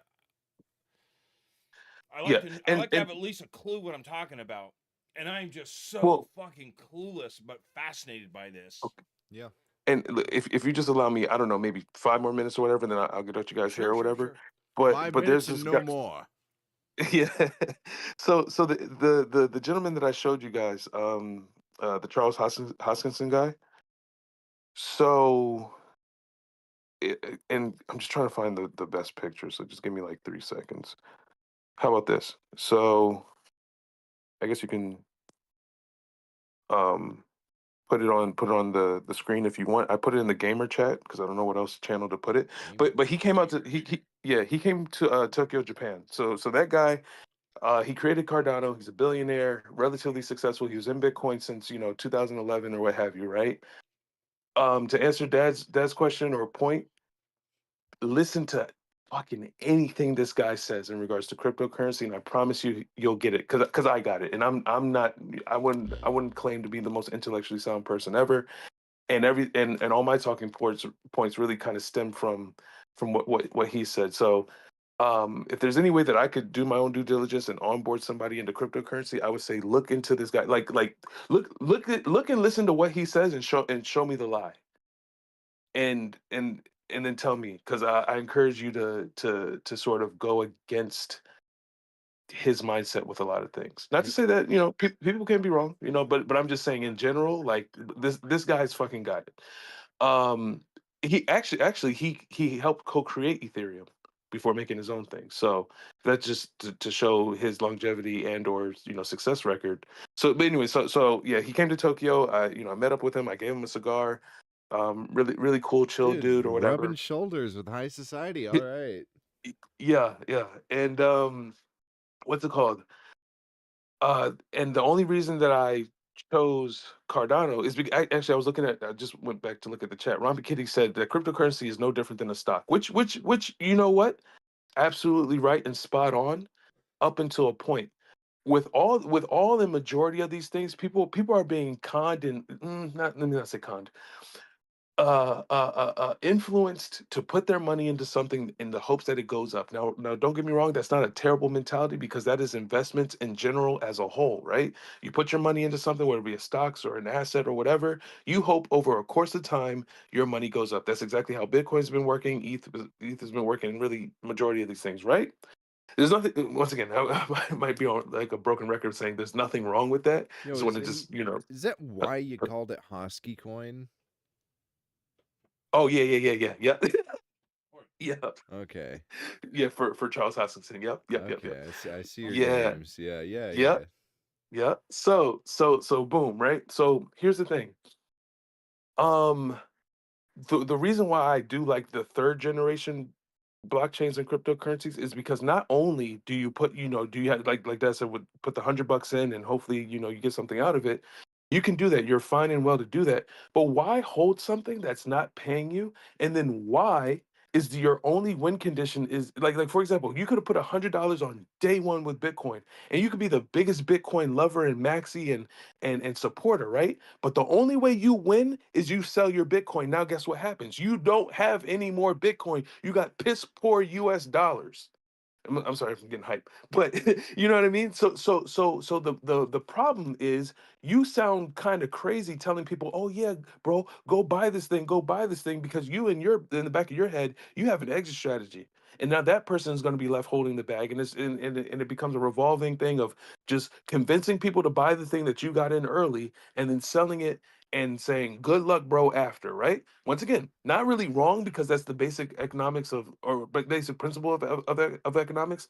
The reason I like Cardano to sum all that shit up is because not only do I put my money into it, they've effectively made a model where I can keep my principal and I still get paid over a course of time. On Interesting. Cardano they call it epoch. So literally every 5 days I get um allocations of the tokens. Both tokens actually, the Cardano blockchain token and the Hosky token, but I won't break down as to how or why. I'm just saying in general.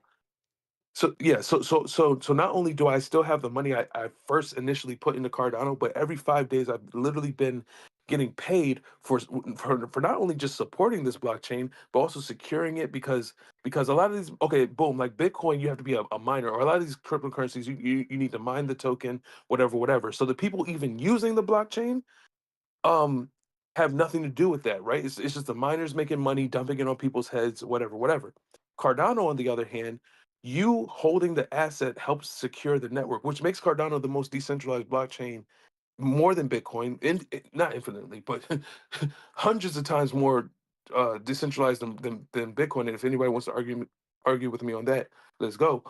But I say all that to say, ultimately, I still have something that I can tell people to maybe consider and look into, because I still have my initial asset and I've been selling the benefits.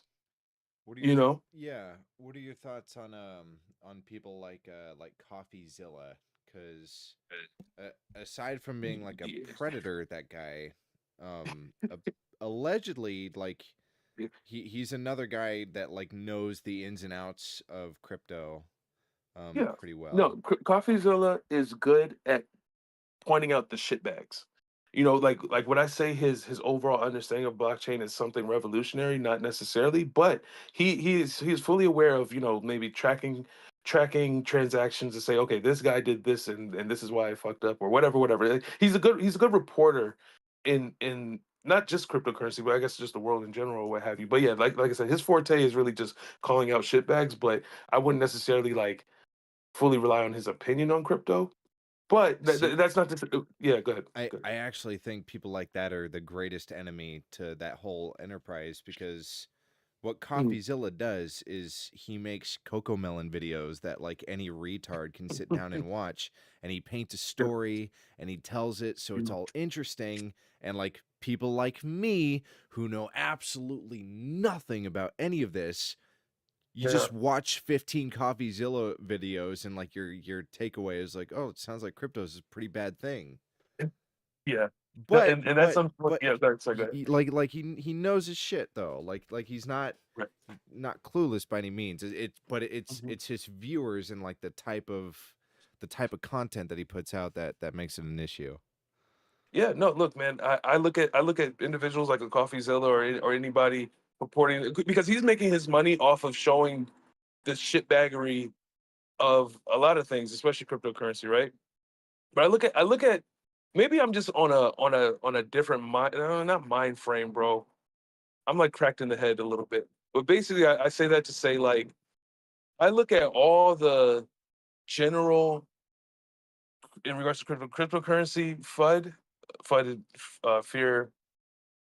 I don't even actually know what the FOMO, fuck FUD fear is. of missing FOMO, out. yeah, FOMO. No. FUD. FUD is Fud? fear something. And so I can't believe I forgot what the word FUD is. That's how you know I'm big up in this crypto shit. Let's go. Anyways, I'm sorry. Let me get back to my point. Yeah. Um, I look at like a CoffeeZilla, no different than like your late night talk show host and or your news when the internet came out and people said, "Oh, what is this internet shit? Email? That sounds so funny." Oh, internet's a fad, you know, bro. Yeah, Look, you know, like you, I'm not sure if you were, you know, born around those times, but you've probably seen videos and stuff like that. I And it's saw like, the yeah, Always bro, Sunny episode. yeah, it sounds comical and all that other stuff until you realize it, until it actually works. So you know, if the late night talk show host who was talking about the internet in 1993 or 4 or 5 or whatever, and everyone in the crowd was laughing, who now has the last laugh? The tech motherfuckers, you know what I mean, and shit like that. So you just got to like, or the last laugh is the person on that panel saying, "Hey, maybe consider the internet," and everybody else is just laughing at them or whatever, right? That is a very So that is a very powerful yeah. way of looking at it. Like Hmm. you've just like upped your power level like over 9,000 by doing that. Yep. Yeah. So is it a bet, a hedge bet, you know, on being right? Sure, but at the same time, like you just I always try my best not to just sound like a fucking like nut nutcase where it's disbelievable. You know, where it's just like, oh yeah, we're all gonna be buying our coffee with Bitcoin. No, the fuck we're not. Okay, like we're not. Think Because USD that's is not. not going away anytime soon. And that too, you know, like it's like it all can work simultaneously. It all has its purposes. Like the US dollar will always have its purpose, Bitcoin will always have its purpose, and other things. And you know, if nothing else, life is a meme. I'm not gonna lie. Like life in itself is a meme because all these currencies are no different than meme coins and meme tokens. The Chinese yuan could be looked at like Dogecoin, and the Mexican peso could be looked like Shiba or whatever these meme tokens are or whatever, right? Like, what's the difference between that and these? First off, if anything, Shiba and Doge are probably more decentralized than the Mexican government and the Chinese government. Like some Chinese dude just got arrested for laundering $14 million, bro. That is like lunch for these Wall Street motherfuckers, bro. And no. Sorry, he didn't get arrested. He got convicted of murder. No, not convicted. He's getting sent to the death penalty for either laundering or not claiming $14 million in China. Bro, Elon probably shits $14 million illegally somehow. You know what I mean? Like, what are we talking about? So whatever. I don't know if this is a good analogy or not, but I'm just saying that's just how I view it. A lot of these things that people hold in high regard, I look at no different than a fucking meme token. We have a question in Yeah. chat from Sleepy Hollow Nomad. Of all the Mhm. coins built on the Cardano blockchain, why invest in Hosky coin? Isn't it just a meme token? Boom. That's a Shots phenomenal fired. What question. do you got to say to No, that? bro. Bro, no, watch this, watch this. That's a phenomenal question. And watch this.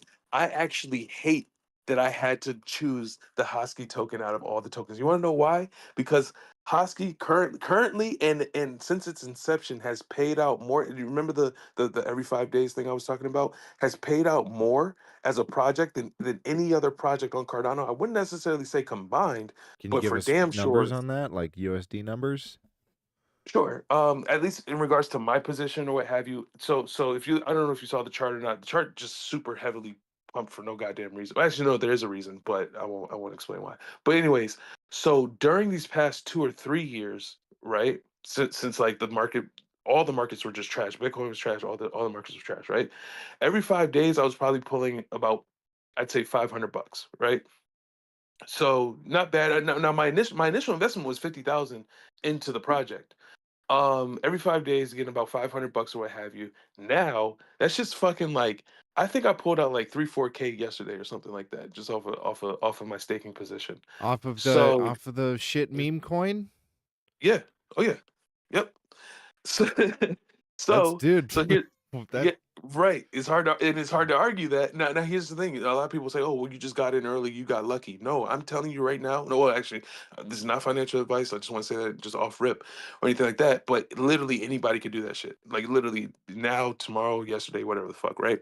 with how But much but buy-in? Like so if, here I'll tell you like this. I'll tell you like this. Currently, as it stands now, Hosky is on a 21 to 24% APY return value. Like how the mechanism works is you literally buy and hold the asset, and because you're doing that, you're securing the blockchain itself. You're literally actively participating in the security of the blockchain. So with that, there's rewards, and every 5 days, you can do whatever the fuck you want. You could hold the tokens, you could wait for the price to double, you could sell it, you do whatever the fuck you want. So that's what I've done. So really, if anything, I'm kind of kicking myself because I've been selling fucking $500.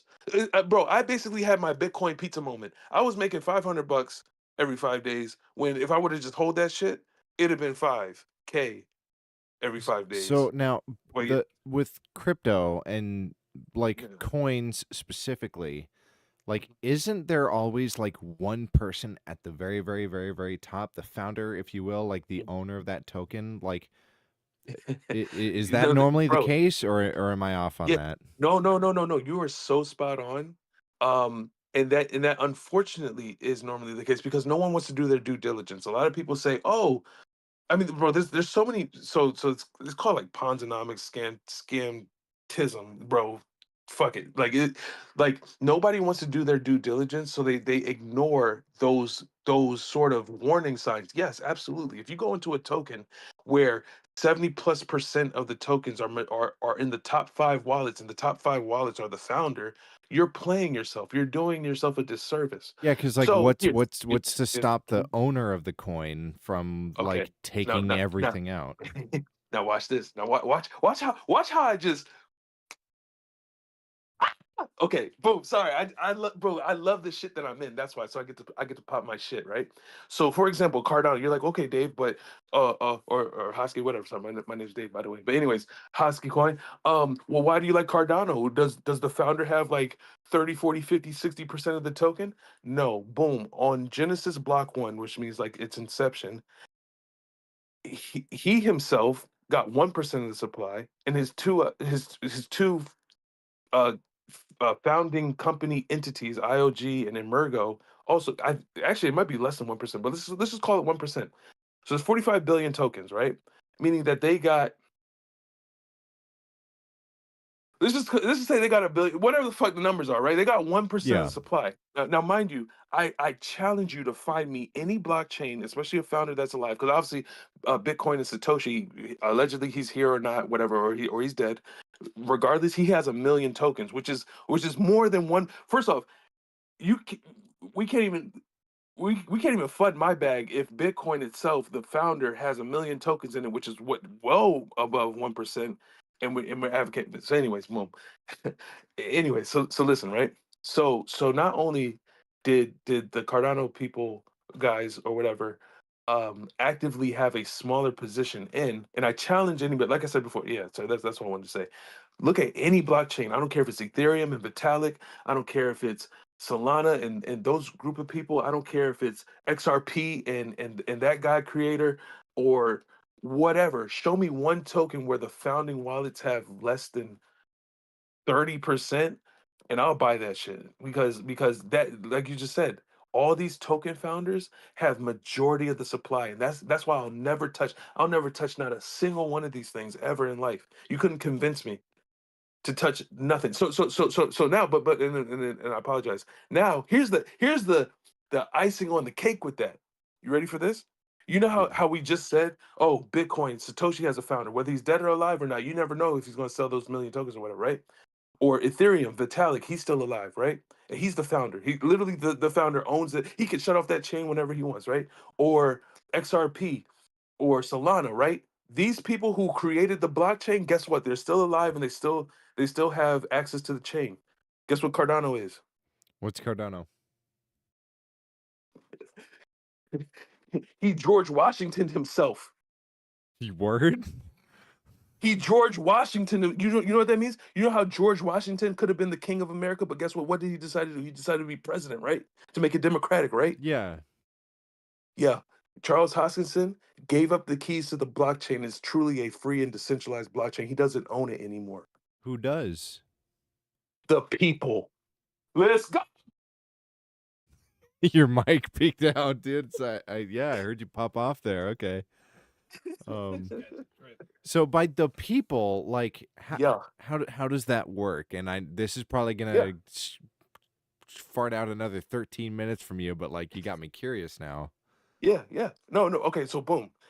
How does it work? It's relatively simple. So like I said before, with Bitcoin, you have to be the miners. And here's the thing, I could even pull up data.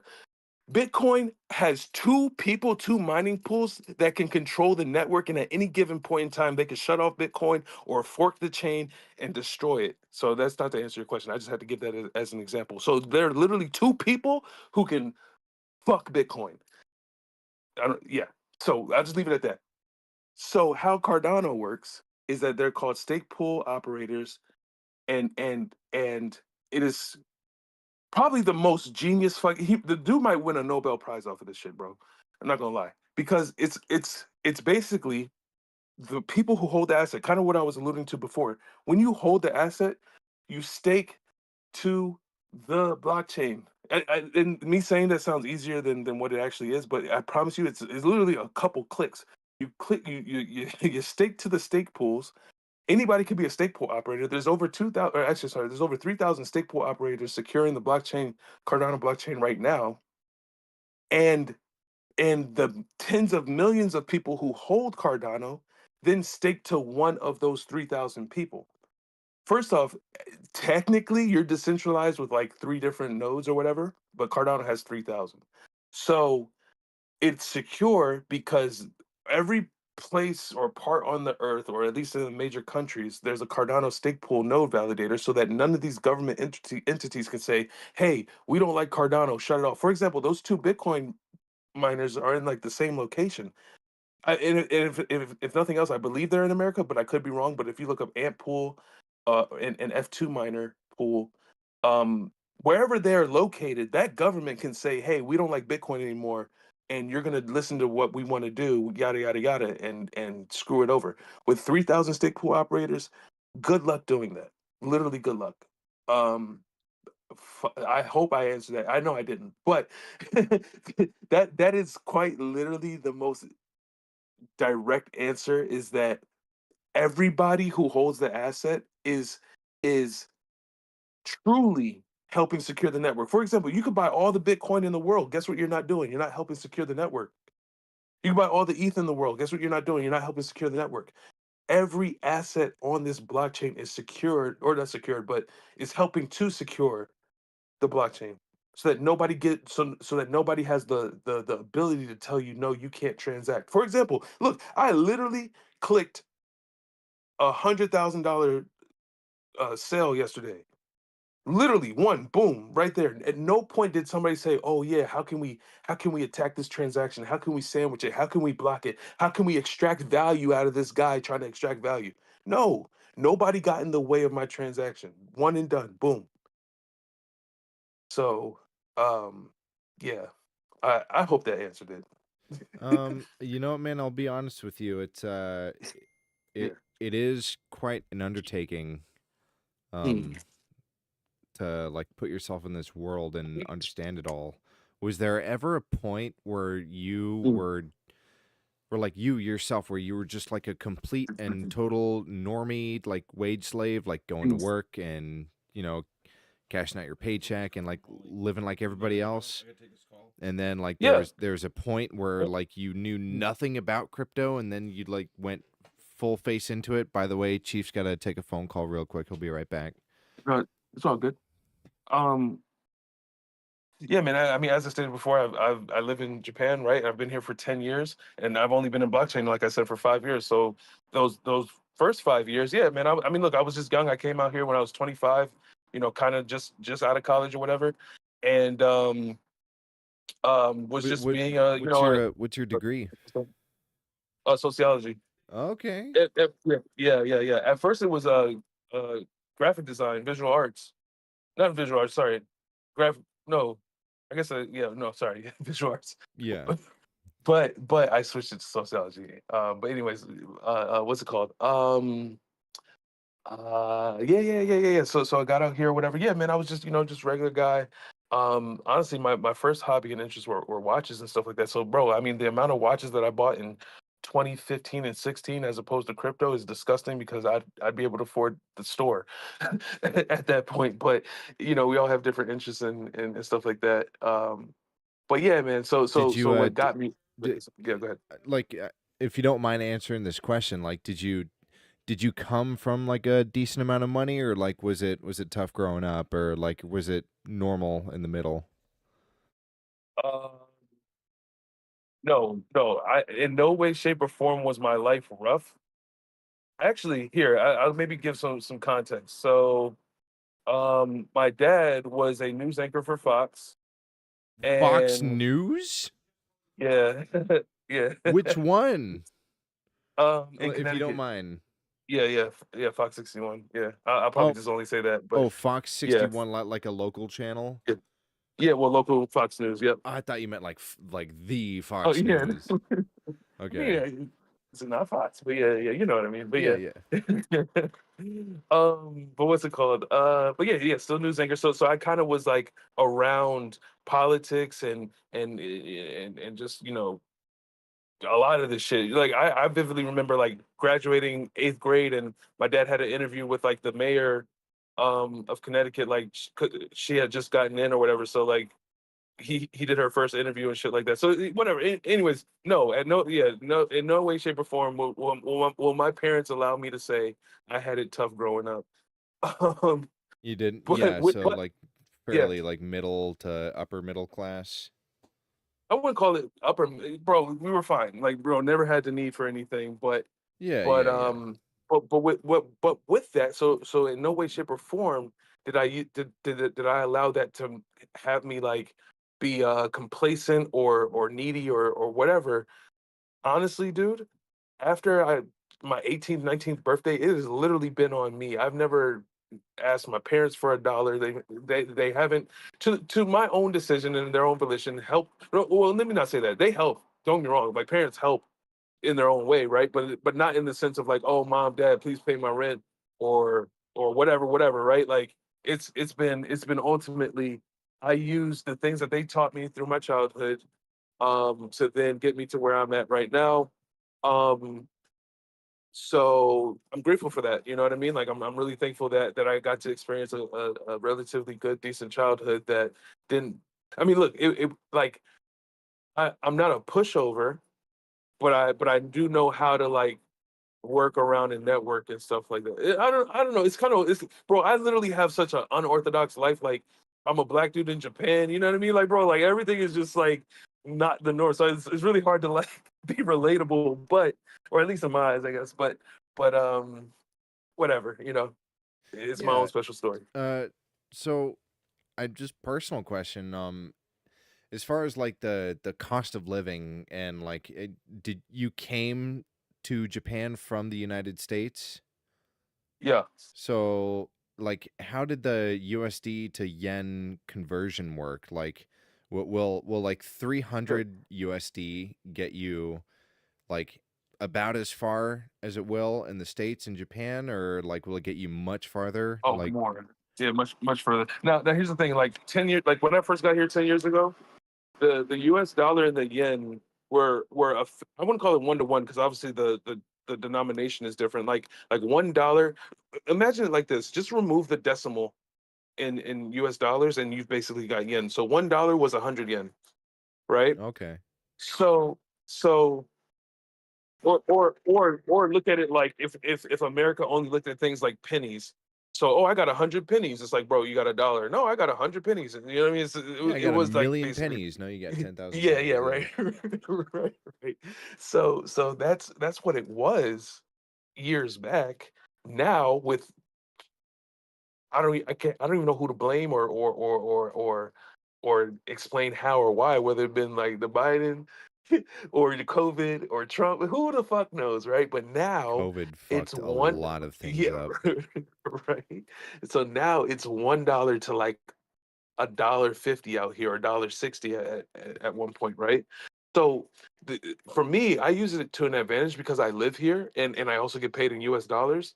So I can use it as someone who lives here to my advantage. But somebody visiting or touring, you know, or I'm sorry, forgive me, someone working in Japan. Like let's say you work in Japan and Japan says, hey, we got a job for you and it pays 300,000 yen a month, right?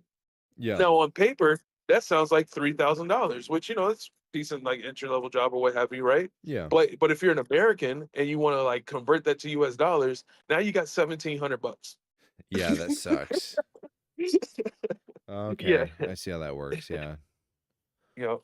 So Are there any like places where you can work like on Japanese soil that pay out in USD, or is that like unheard of? nah. I mean, Yeah. I'm almost sure that there is something if I had to think, but at this moment, no. Like So a yeah. Japanese company that pays people in US dollars. Maybe, bro, maybe a military base. That's all I got. Yeah, my best li- I guess like the big brain move would be to if you could set yourself up with like a work from home like commission based sales online gig in the United States Oh, and then just wait, like wait, wait. move to Japan and don't tell anybody and work Oh, from home in well, Japan. I'm sorry. I thought you meant a Japanese business hiring somebody. But if you mean just your own thing, then yeah, I mean that's Oh no, effectively yeah, what no, I I did. I was asking that like if there's a place you can Yeah, like go to work in Japan that pays out USD, but that would surprise me if that was the case. yeah, nah, no, but I mean, shit, bro. There's there's so many like just I've made it work because like honestly like with cryptocurrency, people it is USD, it is US dollar dominated. Like people aren't really say, oh yeah, I want my Bitcoin for like euro or something like that. Like it's pretty much pegged to the US dollar or whatever. But I use that to my advantage. Obviously, oh wait, you know what? Back remember how I was saying there's the easy way and hard way to do stuff. Yeah. So that's effectively I'm doing everything I'm doing everything the hard way, or at least what people would consider the hard way. Because like I said, with the Husky stuff, the Cardano stuff, I get paid in USD, but I live in Japan, and as we just found out, it's really hard to do that. But I've got uh let me maybe not say this over the internet waves, but I've got methods of people sending me the US dollar, converting it to yen, and I pull out the yen from here. Also, my business, I get paid in US dollars, but that gets converted to yen. So there's a few ways to do it. It's just hard because a lot of people would just say, well, let me just get the easiest way. How can I just accept money through Cash App and have it linked to my bank, and then they take these 20% fees or something. Like if you want to do that, that's all fine and dandy. But like for me, I know them fees add up. So, you know, I'm low key incriminating myself. I ain't gonna lie. How about different things like e-commerce or like being like a brand affiliate to where like you basically you have an account online and followers and you sell things to people like what would you say it if you have any idea at all like Mhm. the bar for entry like if you had a guy who was like what's easier to become like a crypto investor and to like make a living doing that or to like dip my toes into e-commerce. That's a fantastic question because I dabble in both worlds. I So figured. my I had a oh yeah, feeling. yeah, yeah. Yeah, yeah, yeah. My answer to that is you need to be self-aware of your surroundings because it'll be beneficial to different people in different locations. Like a tech bro in California or like wherever, like Silicon Valley, of course, bro, they're gonna fucking. You could show them the most scam-tastic crypto shit, and they'll probably give you $1 billion, right? But if you're in like South Dakota or something, might be a little bit harder. So I say that to say, and what's helped me in my advantage is look at well, it's really a simple supply and demand thing, bro. But you have to be aware of that in the case of okay, like currently I'm in Japan, right?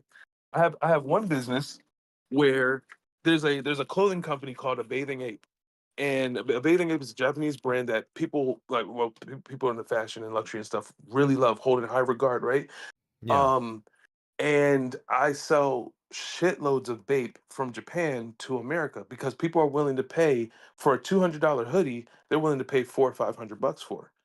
So I found that demand because I'm close and accessible to it, right? It's not like I have to travel Yeah, far or anything like that, right? that's one of those ways where you can get paid in USD and live in Mhm. Japan, right? You buy Japanese Correct. goods and eBay it to people Yep. in the States. Yes. And then, but then watch this. I did it vice versa as well, and I realized that Japanese people really love vintage American clothes, whether it be Levi, Yep. Polo, and all that other stuff. I And learned I'm that in getting that 7th shit. grade. Yeah, well, yeah, and like I said, it's nothing that people aren't aware of, but that's it's no, bro. I'm not some sort of Superman with some superpower and shit, bro. All I know is just how to You sell you, shit to people that want to buy you could have fooled me, dog. it. Right? No, it's nothing. I got no talents. I just I just know how to sell something. But that's really ultimately all it takes. And when you visually look at your surroundings, look at everything, bro. Everything is a commodity. Everything is something that somebody made. Everything in your house is a business in and of itself. You might not think that the nails in your wall are worth much, but somebody produced millions of those nails at a penny each and is a fucking million. Or I don't know that math doesn't add up, but you know what I mean. Like 100 million nails at a penny each, and the motherfucker's a millionaire. You know what I mean? Like Yeah. yeah, it's just you have to just find who the fuck wants to buy 100 million nails, and then you sell it. That's Yeah. it. Well, shit. I Yeah, I feel like we got to do more interviews like this with our viewers, cuz it's been actually very fascinating, very interesting to yeah, no, learn. absolutely. I do appreciate the time. I don't even know how long it's No, been, dude, you're the but yeah, content. We appreciate you. What do you mean? yeah. No, man, I appreciate it. Seriously. Like I said, so ultimately to wrap it up, yeah, just consider cryptocurrency if nothing else. Keep it on your radar or whatever. I It's been on my will radar actually. for quite a while. Just that desire to like I I I work as a FedEx delivery driver. I'm sure you see them Oh, out there too. It's a international yeah, company, and yeah. I'm so sick of putting boxes of dog food on my shoulder and dropping them on people's porches. I'm so sick of it. And Yeah. there's something about this like This this white emerging, collar like, life, yeah. that dream, you know, just Mhm. making it out, that stuff like crypto will be on my radar. As many CoffeeZilla videos as I watch, you know. Yeah. Well, look, I actually, I'll in the chat or in the DM or something. I'll give you some good first steps to consider or whatever, or at least to the best of my ability. And then what else? What else? What else? Whatever. Look, no, I just like being a viewer and a watcher, so I'm gonna watch y'all do your thing. And I appreciate y'all. Before you go, I got one Yeah, more yeah. question for you, and What's up? I wouldn't expect for you to know much about this, but Mm. I Oh got shoot. I have Japanese law and Japanese court Oh, in my sights right now yeah. because one of my favorite games, Pal World. You familiar at all? Oh yeah, yeah, yeah, yeah, yeah. Currently getting sued by Nintendo over not not not a copyright violations, Mhm. but patent violations. Nintendo is suing Pal World Yeah. over violating patents, Yep. patents that Nintendo filed after Pal World came out already. Um, Yep. yeah, and I've seen pretty basic breakdowns of like summarizations of Japanese patent law. Um, Yeah. to where like one thing that's like specifically mentioned, like if your idea is no longer novel and it's already well known, do not file a Mm. patent for this. Or if you're seeking to file a patent for something, uh, search for like prior art to make sure that there's not already people doing this. That's two Mm. things that, you know, Nintendo Didn't do. failed to do when they filed these Right. patents. Um, Mm. like how popular is that lawsuit in Japan right now? I'd imagine like is that a thing that Mhm. makes it to the Well, NHK? By the way, well, do you yeah, pay a yeah. subscription fee for NHK? No, but they tried to knock on my door and tell Yeah, me to they pay do for that. it. Did you get the sticker? Yeah, but let me check my door. It might be on there, but I don't know. Maybe my wife did something. I don't know. No, Let me there's see. some Japanese politician that ran an entire campaign off of just Door. I really have it on my door. the kill the NHK. Yeah. Hey, look, there's an NHK sticker on my door. I have no idea why. So there's that. But what's it called? Oh yeah. So in regards to the lawsuit, right? So there's two things um on my mind right now. One is it depends on. Wait, can you hear me? Because I cut out Yeah, the no, Wi-Fi. I can hear you. I'm Okay, I'm cool, muting and cool. unmuting my mic so the feedback No, doesn't hit you're you. good. No, sometimes when I check my door, it cuts off. But anyway, so here's the thing. Well, obviously international laws and laws in different countries are different than even if Nintendo and Pokemon were created in Japan. I'm sure you're fully aware that there is a Nintendo America, right? Yeah, Because it is ultimately a technically a different entity, Pocket Pair, the right? devs behind Pal World, are also based in Japan. So this is just a Oh, are they? So, it's because that was going to be my next question. Where's Pal World creating the game? And it's in Japan? yeah, the company is called Pocket Pair and they're in Japan and they've made a couple of games Oh, already. dude. No, those motherfuckers are ballsy as fuck. I, bro, what? If anything, I wouldn't be okay. Now, let me not allude to anything, but to not think that Nintendo doesn't have people that'll make you disappear, Oh, it probably wouldn't be. absolutely. The ninja You know what I lawyers. mean? Yes. Right. So it's just like yeah,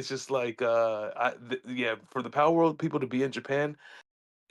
Now here's another thing though. I mean, um if you're aware, I think even Digimon had the same problem back in the day because Pokemon was like, yo, Digimon's just a fucking ripoff. I mean, like, bro, even in the name or whatever, like Yeah. almost right. So there are ways in with enough money and or time, things might get scrubbed under the rug or whatever. But also, look, I'm not gonna lie, like even Pokemon isn't subject to for lack of better words, like Favoritism? scrutiny. No, scrutiny. Like when they brought over Pokemon to America, guess what? I mean, like now this isn't comparable to patents and stuff like that. But remember, like the Pokemon Jinx and people calling it blackface, or Team Rocket doing some really suspect LGBT Yeah, the advocacy shit. You know what I mean? FCC stepped in and censored the With the cartoon seizure episodes. thing. Yeah. Yeah. So it literally depends on your location. Because in Japan it's fine, but in America they were not having it. And I believe America sued Pokemon for like that seizure episode, right? So, but look, Pokemon's still successful. It's still around. So like, depending on what they sue for, and depending on what Power World is making, Nintendo, Pokemon or whatever. Unless they're out there literally saying we want to shut your shit down, they might just say, hey, look, just give us the potential $5 million we lost in profits or something. And if they're making 5 million a month, well then I shoot, I d- So I forget what exactly the yen cost Mhm. is, but in USD they're asking for damages of about Ooh. $60,000. It's really not that much. Oh, dude, yeah, no, sixty yeah, thousand so dollars plus an yeah, injunction on the company. yeah, And that injunction is based on the patents that were quote unquote violated. Now, yeah. d- are I mean, look, like, are you yeah. aware What's of what those patents are and like Oh what? no, no, no, no. So I Because guess I to answer the am, full question, I have not followed this story at all, so I'm just kind dude. of giving I'm my I'm gonna best blow overall your mind analysis. right now. Okay, Yeah. the thing Nintendo filed a patent for was Mhm. it's a game mechanic function. You can patent that like a design function in a game, a thing you can do in the game. And what they patented was like the mere process of firing an object in a field, capturing an Oh my NPC in God. the object, right? And then like releasing said NPC from the object into the field later on. So throwing No a shot. Pokeball, capturing it, and release. They patented that after Pal World came out already. That You would another have thought that they would have. Yeah, go ahead. Go ahead. Go ahead. another thing, there's two patent violations, and the other one is just mounting a rideable NPC that you've captured in the ball and riding it in the field. So you've got World of Warcraft that does the same shit. Um, a billion different other like massive games that all have mounts that you can tame and ride around. And has Nintendo even considered suing any of these other companies? No, because they're like multi-billion-dollar enterprises. There's this Correct. indie And they dev. know who to go after. Yeah, Yep. there's these Yep. indie devs, and people are saying that the only thing, the purpose for this lawsuit is to establish a precedent, and basically like make an example. Well, Flex or Dylan. So like it goes back to like what I was saying even about Bitcoin. If it was a problem, you should have shut it off on day one. Why? Because enough people probably now enjoy Power World. Enough people probably played and contributed money to where even if that patent 400 million legally in 2 allows you to sue weeks. somebody, Yeah. right? If that patent, like let's say even after they did the patent after the fact, and that patent against all legal measures allows you to sue, it's only gonna give you 60K. And yeah, if you were on day one and nobody gave a fuck, yeah, you're pretty much asked out, right? But that's the problem. Just like you said, they're not going after the actual games that do the same mechanism because it would be troll. It would be stupid as shit.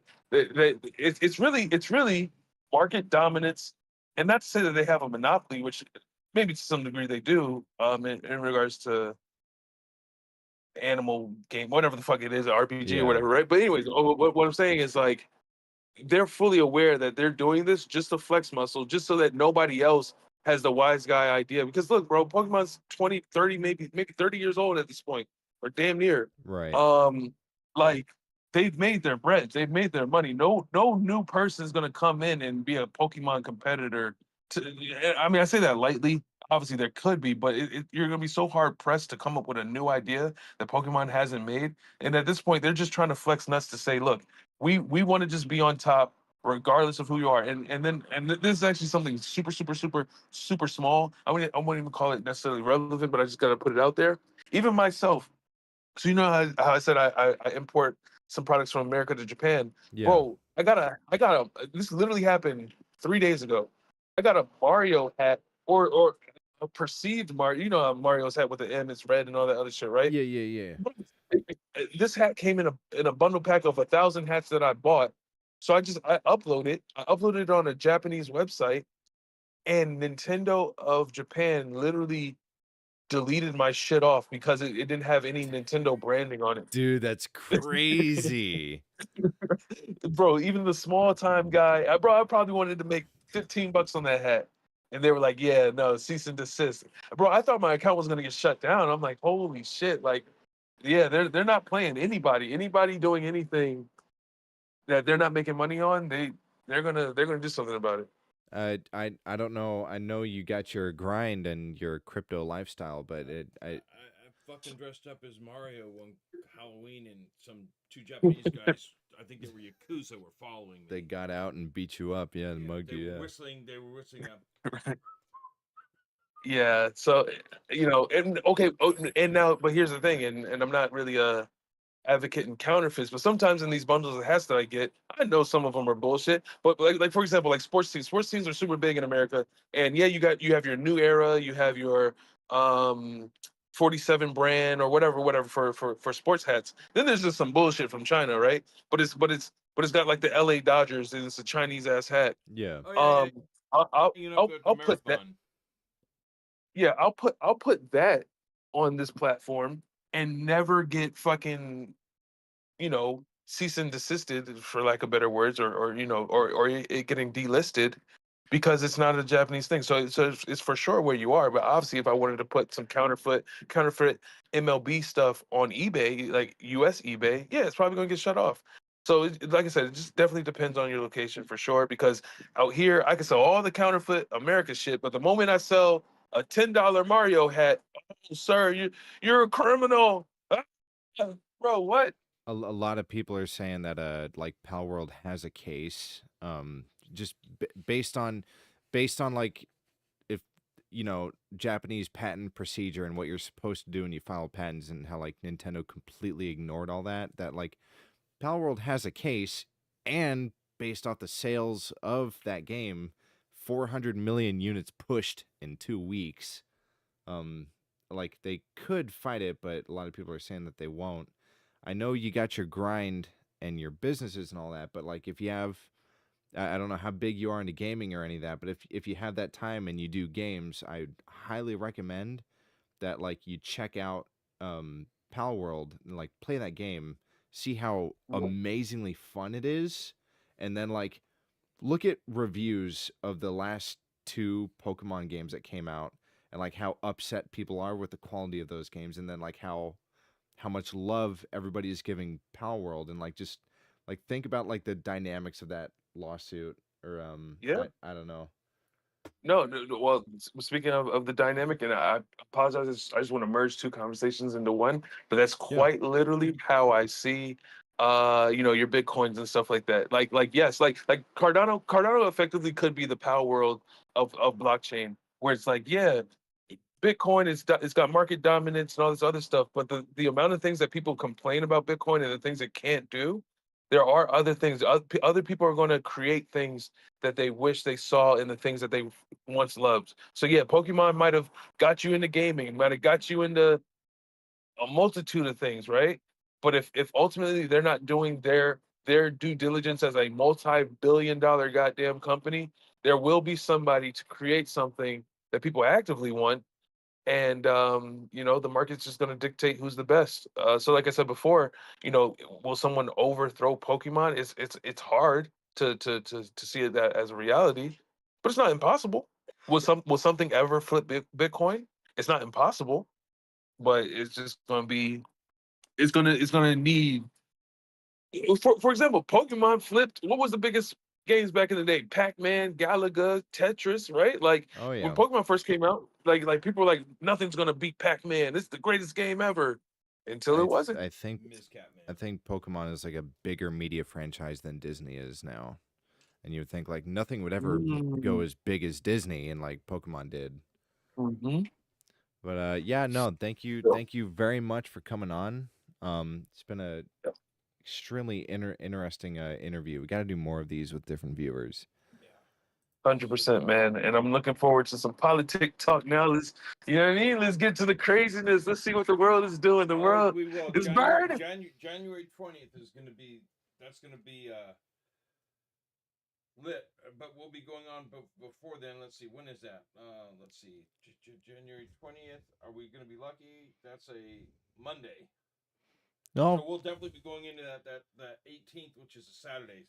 Saturday the 18th is the pre-20th meltdown. you're muted. Mm-hmm.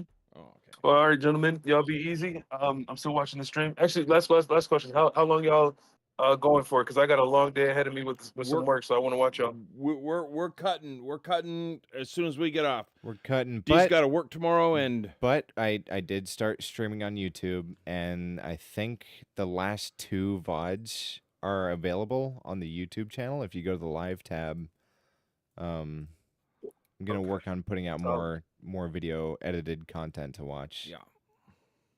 Perfect, man. Well, I'll stay tuned.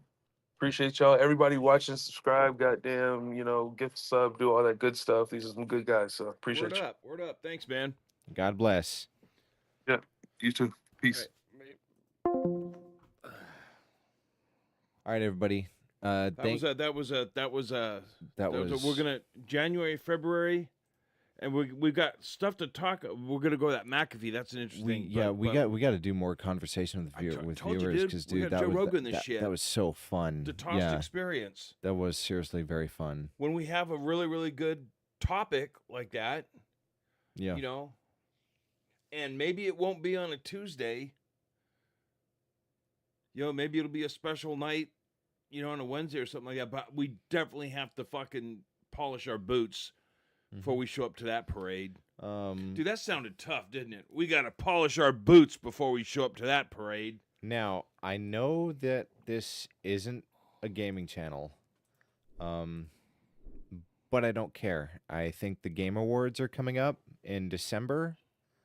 We'll do a special Wednesday or something like that. Yeah, I want to stream the Game Awards. I don't know when exactly they are. Well, and you're going to be here for it, too. No, if it's not on a Tuesday or Saturday, dude. Nope, you're going to be here. Okay, but not on a Tuesday or Saturday.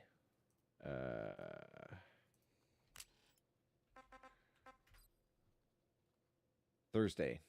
All right. And you'll be here for that. Okay, then we'll do a special Thursday Game Awards. All right. Not on Tuesday or Saturday, not on Tossed.